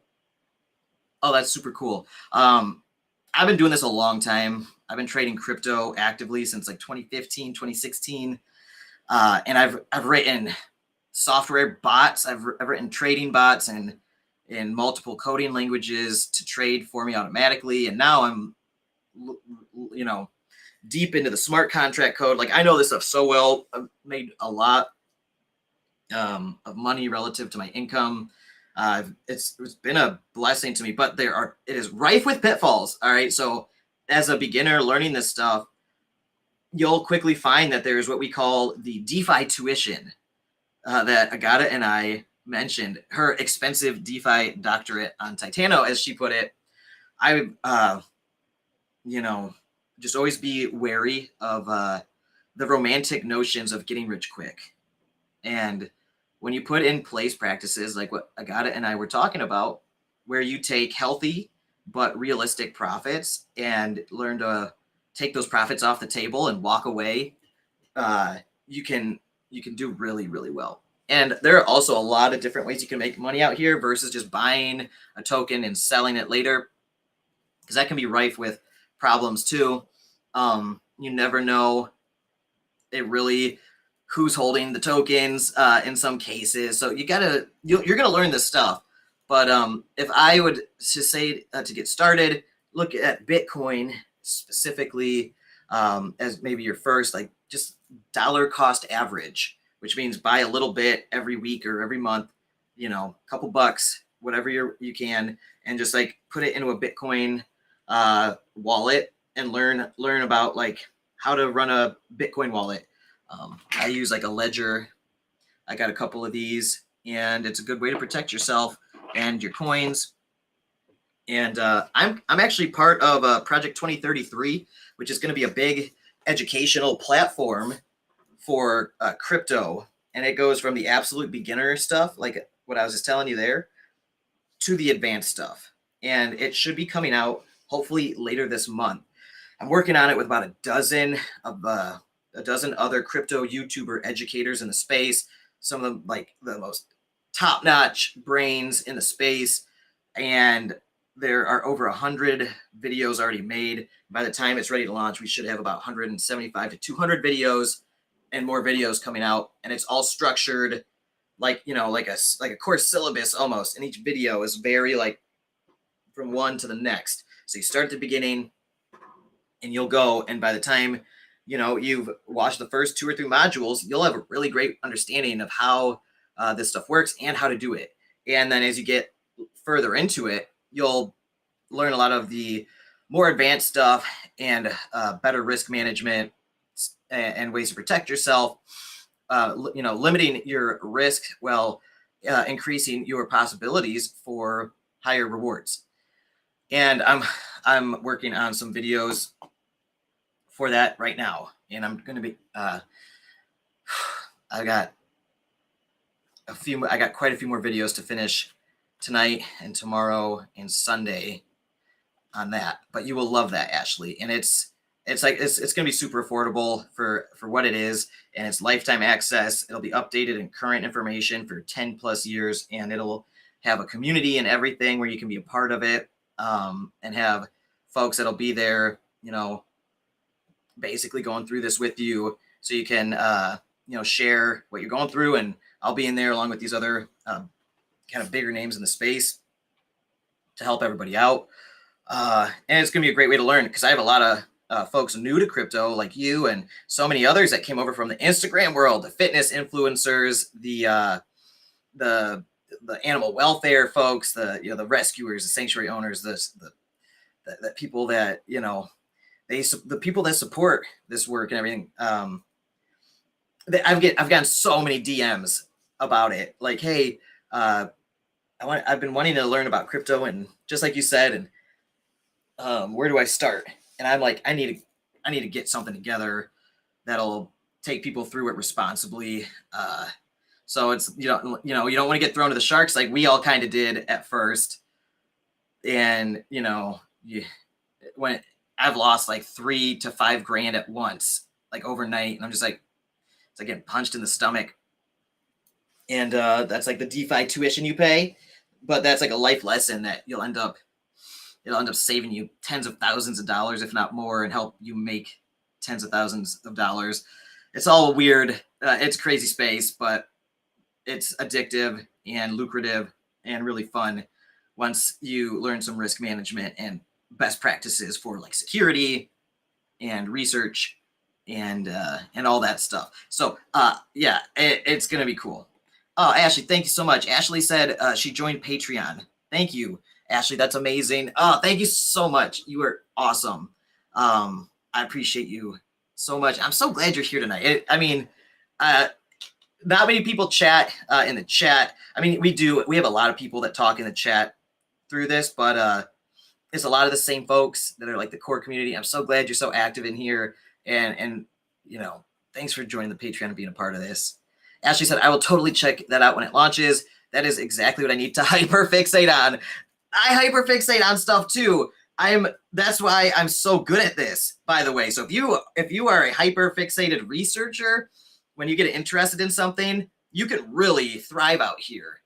And that's been my specialty. That's how my YouTube channel got so popular, and how I got into this position is I've been known as the guy that does manic hyperfixated research to a crazy extent where nobody else is like willing to go as far into it as I do sometimes. But I like get this like need to go and really uncover every little thing before I make a video. And I end up making like super in-depth educational videos that might have nuances about certain topics that people hadn't thought of yet or discovered yet. And it's a way that I've been able to provide a unique value to the crypto and DeFi space that wasn't being, done to the extent that I was doing it and still do. So if you hyperfixate, you could really kill it out here in a good way. My buddy Cyril, I don't know if you know Cyril Kier. He was on my video 2 or 3 months back. Right, he helped me with the Livestream fundraiser where we raised $8,400. He's a genius. Okay, he hyperfixates as well, and he's one of the best traders I know of because he's so hyperfixated on these trading principles and what he's doing and everything in crypto. He has, he has turned himself into a millionaire over a couple of years of trading this in this space. So. And he's a fascinating guy. He's brilliant. He's actually probably on Down Home Crypto Serenity show right now, which is happening as we speak. Normally I finish by 8 o'clock and they start their show Freaky Friday. And sometimes I hop over there and continue the party. And Cyril will be over there, Serenity, who was here earlier, Wild Angel, who is Serenity's wife, and a bunch of other awesome people who have been huge supporters of the YaBonks channel and Karma Farm Sanctuary. Cyril actually came here. He visited us from way up north. He came down here with his family and said, I want to check out Karma Farm Sanctuary in person. I'm like, yeah, awesome. He showed up. We had an amazing time. Him and his family are wonderful people. And after that, he's like, I want to do a $2,000 donor match. Now that I've seen the work you do here in person, I 1000% believe in you guys, and I love what you're doing. And I want to do a $2,000 donor match. And because of that, we ended up doing that live stream fundraiser on New Year's where we raised $8,400, which included that $2,000 donor match. And that donor match thing kicked the whole thing off and blew it up into this huge, amazing event that, it was game changing for us here to start the year off like that. So Cyril hyperfixates, and he's like one of us, Ashley. All right. Ancient Runt said, you do option trades? I do. Yes. I've been trading options for a long time, many years, and options is very, I've earned my options trading tuition too. I have blown up a few accounts back when I first started options trading. So, I try not to get too degen into the options trading, like the Wall Street bets kind of stuff. But if I have a very strong thesis on something, or I need to like hedge with like a out of the money put, that's obviously a really great way to hedge your portfolio. However, like one of the best plays I could have thought of that I've been talking about and telling people on my show is, leap, long dated option calls, leaps on MicroStrategy or Riot or Mara blockchain companies, and dating them to like end of 2025 or January 2026 for the expiration date, and putting them out pretty far out of the money, because I think we're going to see a $200,000 plus Bitcoin price before this bull runs over. And if you had leaps and you bought those now, or at like $15,000 or $30,000, and you held those for a year and a half, and then the bull run came around and it flew past that, like you could make tens of thousands of %. So yeah, options trading is super fun, but again, it can go horribly wrong. And there's a lot of factors with the different variables, gamma, delta, theta, that you really got to understand to be able to make the right decision, because oftentimes there are hidden subtleties that aren't obviously clear until something goes wrong. You don't understand why your position's worth less, even though it should be worth more. And those are things you learn. Options trading is cool. My one buddy, Zach, he still options trades very actively. He's making great money playing the crypto market rise and getting exposure in stocks like MicroStrategy, Riot, Mara, etc. Ashley said, love this. I don't get to have these conversations often with my kids and animals taking up my groove. Hyperfixate is my groove. I'm my thriving cornerstone of life. I love it. And I can relate so much to what you just said. I don't get to have these conversations often either. I live alone with Kelly, my wife, in the woods, way out in the middle of nowhere, with 30 plus forever home rescued animals at a sanctuary. So it's like my human interaction is Kelly and all these rescued animals. And then every once in a while, I'll go out and help with a rescue here and there. Or as I've been doing now lately, because I'm friends with all these big Instagram influencers, I've been doing these fundraising events once or twice a month, maybe the past couple months. And I've had to figure out how to socialize with humans again in person. It's been a great time. They're all wonderful people, but I know what you mean. I sit here and I hyperfixate on solutions for the animals and building out the sanctuary and building my businesses to try to figure out ways to make lots of money to fund all this. And crypto was just one of those things. And that's how my YouTube channel took off, because I hyper fixated on a couple projects back when I got into DeFi for the first time. I was trading crypto. Trading crypto and DeFi are they're related, but they can be different. So like trading crypto, you could do that on like centralized exchanges like Coinbase or Binance or whatever. And you can, buy low and sell high Bitcoin or Ethereum or whatever tokens you have access to. But DeFi is like a whole different game. Like you're out here on the blockchain, decentralized, trustless, immutable, wild, wild west of fintech, if you will. And when I first got into this space and I started like seeing the possibilities and seeing people making like thousands of dollars a day in some of these projects because of the FOMO and the way the projects were structured, kind of like the Syncus DAO one has a similar structure where it's geared to generate FOMO and like a flywheel effect, if you will. And that's what Olympus DAO did. And then I got into Titano and I played it right. And that one, in like a month or two, I turned $3,000 into 12 grand. And I'm like, oh my gosh, this is nuts. And I hyper fixated like crazy. And I was like, I need to find the next one that's going to do this. And I hyper fixated on a project. God, I don't even like saying the name because they turned out to be kind of sketchy. That's another thing. This place is rife with scammers. All right. So it will mess with your trust of humans. So you kind of have to be a little suspicious out here to protect yourself. But you can operate in that environment still if you just kind of are like, yeah, people are going to be doing weird shit out here. So, but I had to learn that the hard way. I got too close to a project. I was a volunteer moderator in there and I hyper fixated, learned everything about it. I read the code. I knew this. I knew the code inside and out. And people were asking me questions. I was like the oracle, like the code says this, and people were amazed, like, oh, he knows the code.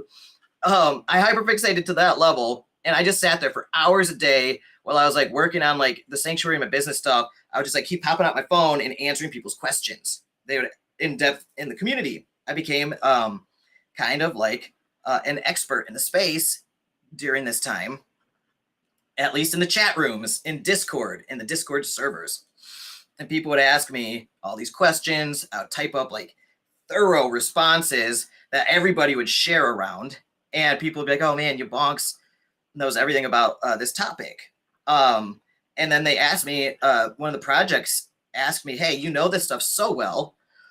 Would you, by any chance, take part in one of these AMA interviews with us to ask us the questions, and we'll answer so that way we're not just talking to ourselves in front of the community, kind of like I'm doing now, where they're typing and then I'm speaking back. I was like, yeah, sure. So I was recording these AMAs for the community just to like do a service, and then they asked me to participate, and I was really good at it and really good at hyperfixating and coming up with follow-up questions that were very nuanced, and I knew a lot of the technical details, so I knew what like really good stuff to ask. And I just uploaded these videos to my YouTube channel then, and my channel just took off. And that's how I hyperfixated my way into becoming a YouTuber, and how I do this full time. This is our full-time living. Me and my wife both quit our jobs, and it saved us time commuting into an office and stuff to be able to put all of our time and effort into the sanctuary. Now, granted, I'm putting all of my time and energy into this business, like more time than I would be so much probably better off physically and emotionally and stress wise with just like a regular job, like a software engineering job like I had before, where I'd be like, 9 to 5, go home and do stuff. But this has so much infinite potential for scaling and community building. I can reach such a wide audience doing this. So I don't want to squander that opportunity to, like, my channel's at 50,000 subscribers. Soon it'll be 100,000 and maybe 1 million. That could be totally game changing for animal rescue, especially with like our small Karma Farm Sanctuary, our rescue and sanctuary here in Central Florida. And I want to blow this thing up to be, a powerhouse for animal rescue. And this channel that I hyperfixated on, on DeFi stuff allowed me to bootstrap our way there, like leapfrogging. It was like a growth hack, if you will. So if you've got the hyperfixation, you can do a lot of cool stuff out here. Ashley said that is epic. I have to check him out too. It's so cool he helped like that. Yeah, you'll love Cyril. He's awesome. Speaking of which, I'm going to go ahead real quick and do a giveaway. I'm going to do the YaBonks Club members who are the supporters here. And Ashley, I will add you in as well because you're now a Patreon supporter. So I'll just manually add you on here for today's giveaways. Give me 1 second to pull up the Wheel of Fortune. And if you win, you're going to have to figure out how to set up a MetaMask wallet so I can send you crypto money. But I'll just do like a $10 giveaway. I do these every week. Some weeks we have hundreds of dollars. Some weeks we've had thousands of dollars in giveaways. Generally, I do a $10 giveaway every week, but sometimes community members or companies will come in and be like, hey, we want to donate money to the giveaways for today. You know what I mean? So sometimes it can be real crazy. Like we've had some days where I've like $250 giveaways.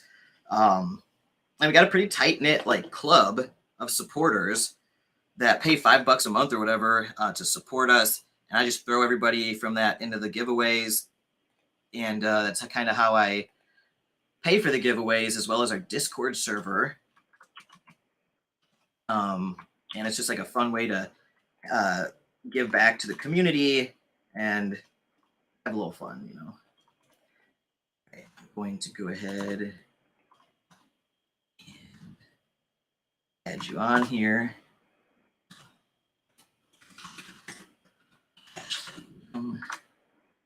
Okay. I'm going to shuffle names. I'm going to share my screen.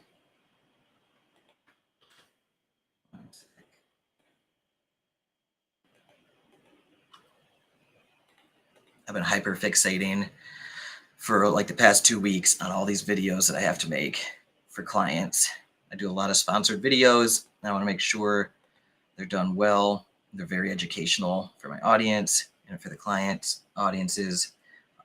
So I hyperfixate and don't sleep sometimes.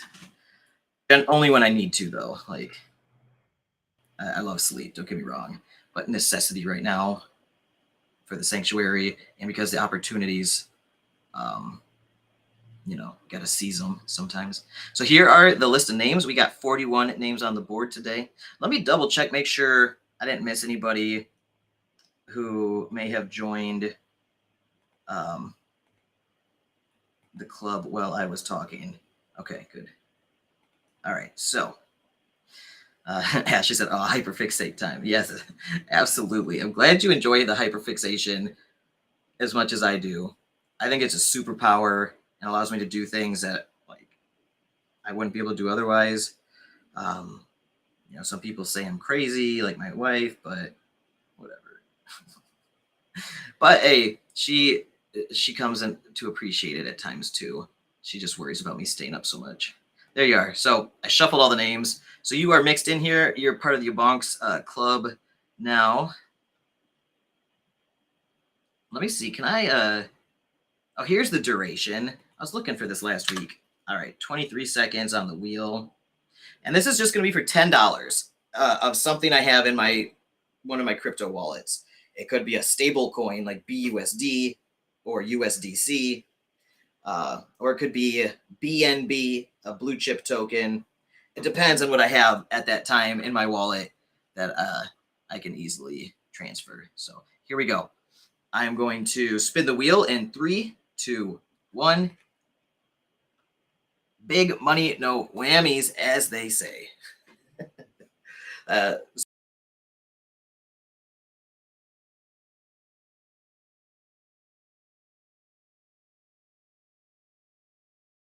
Every time now too is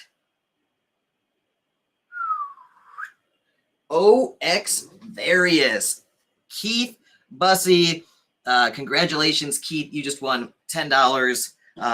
I will send that to you sometime over the next week or so. happy you won, buddy. Keith is a big supporter of us and the Animal Sanctuary here.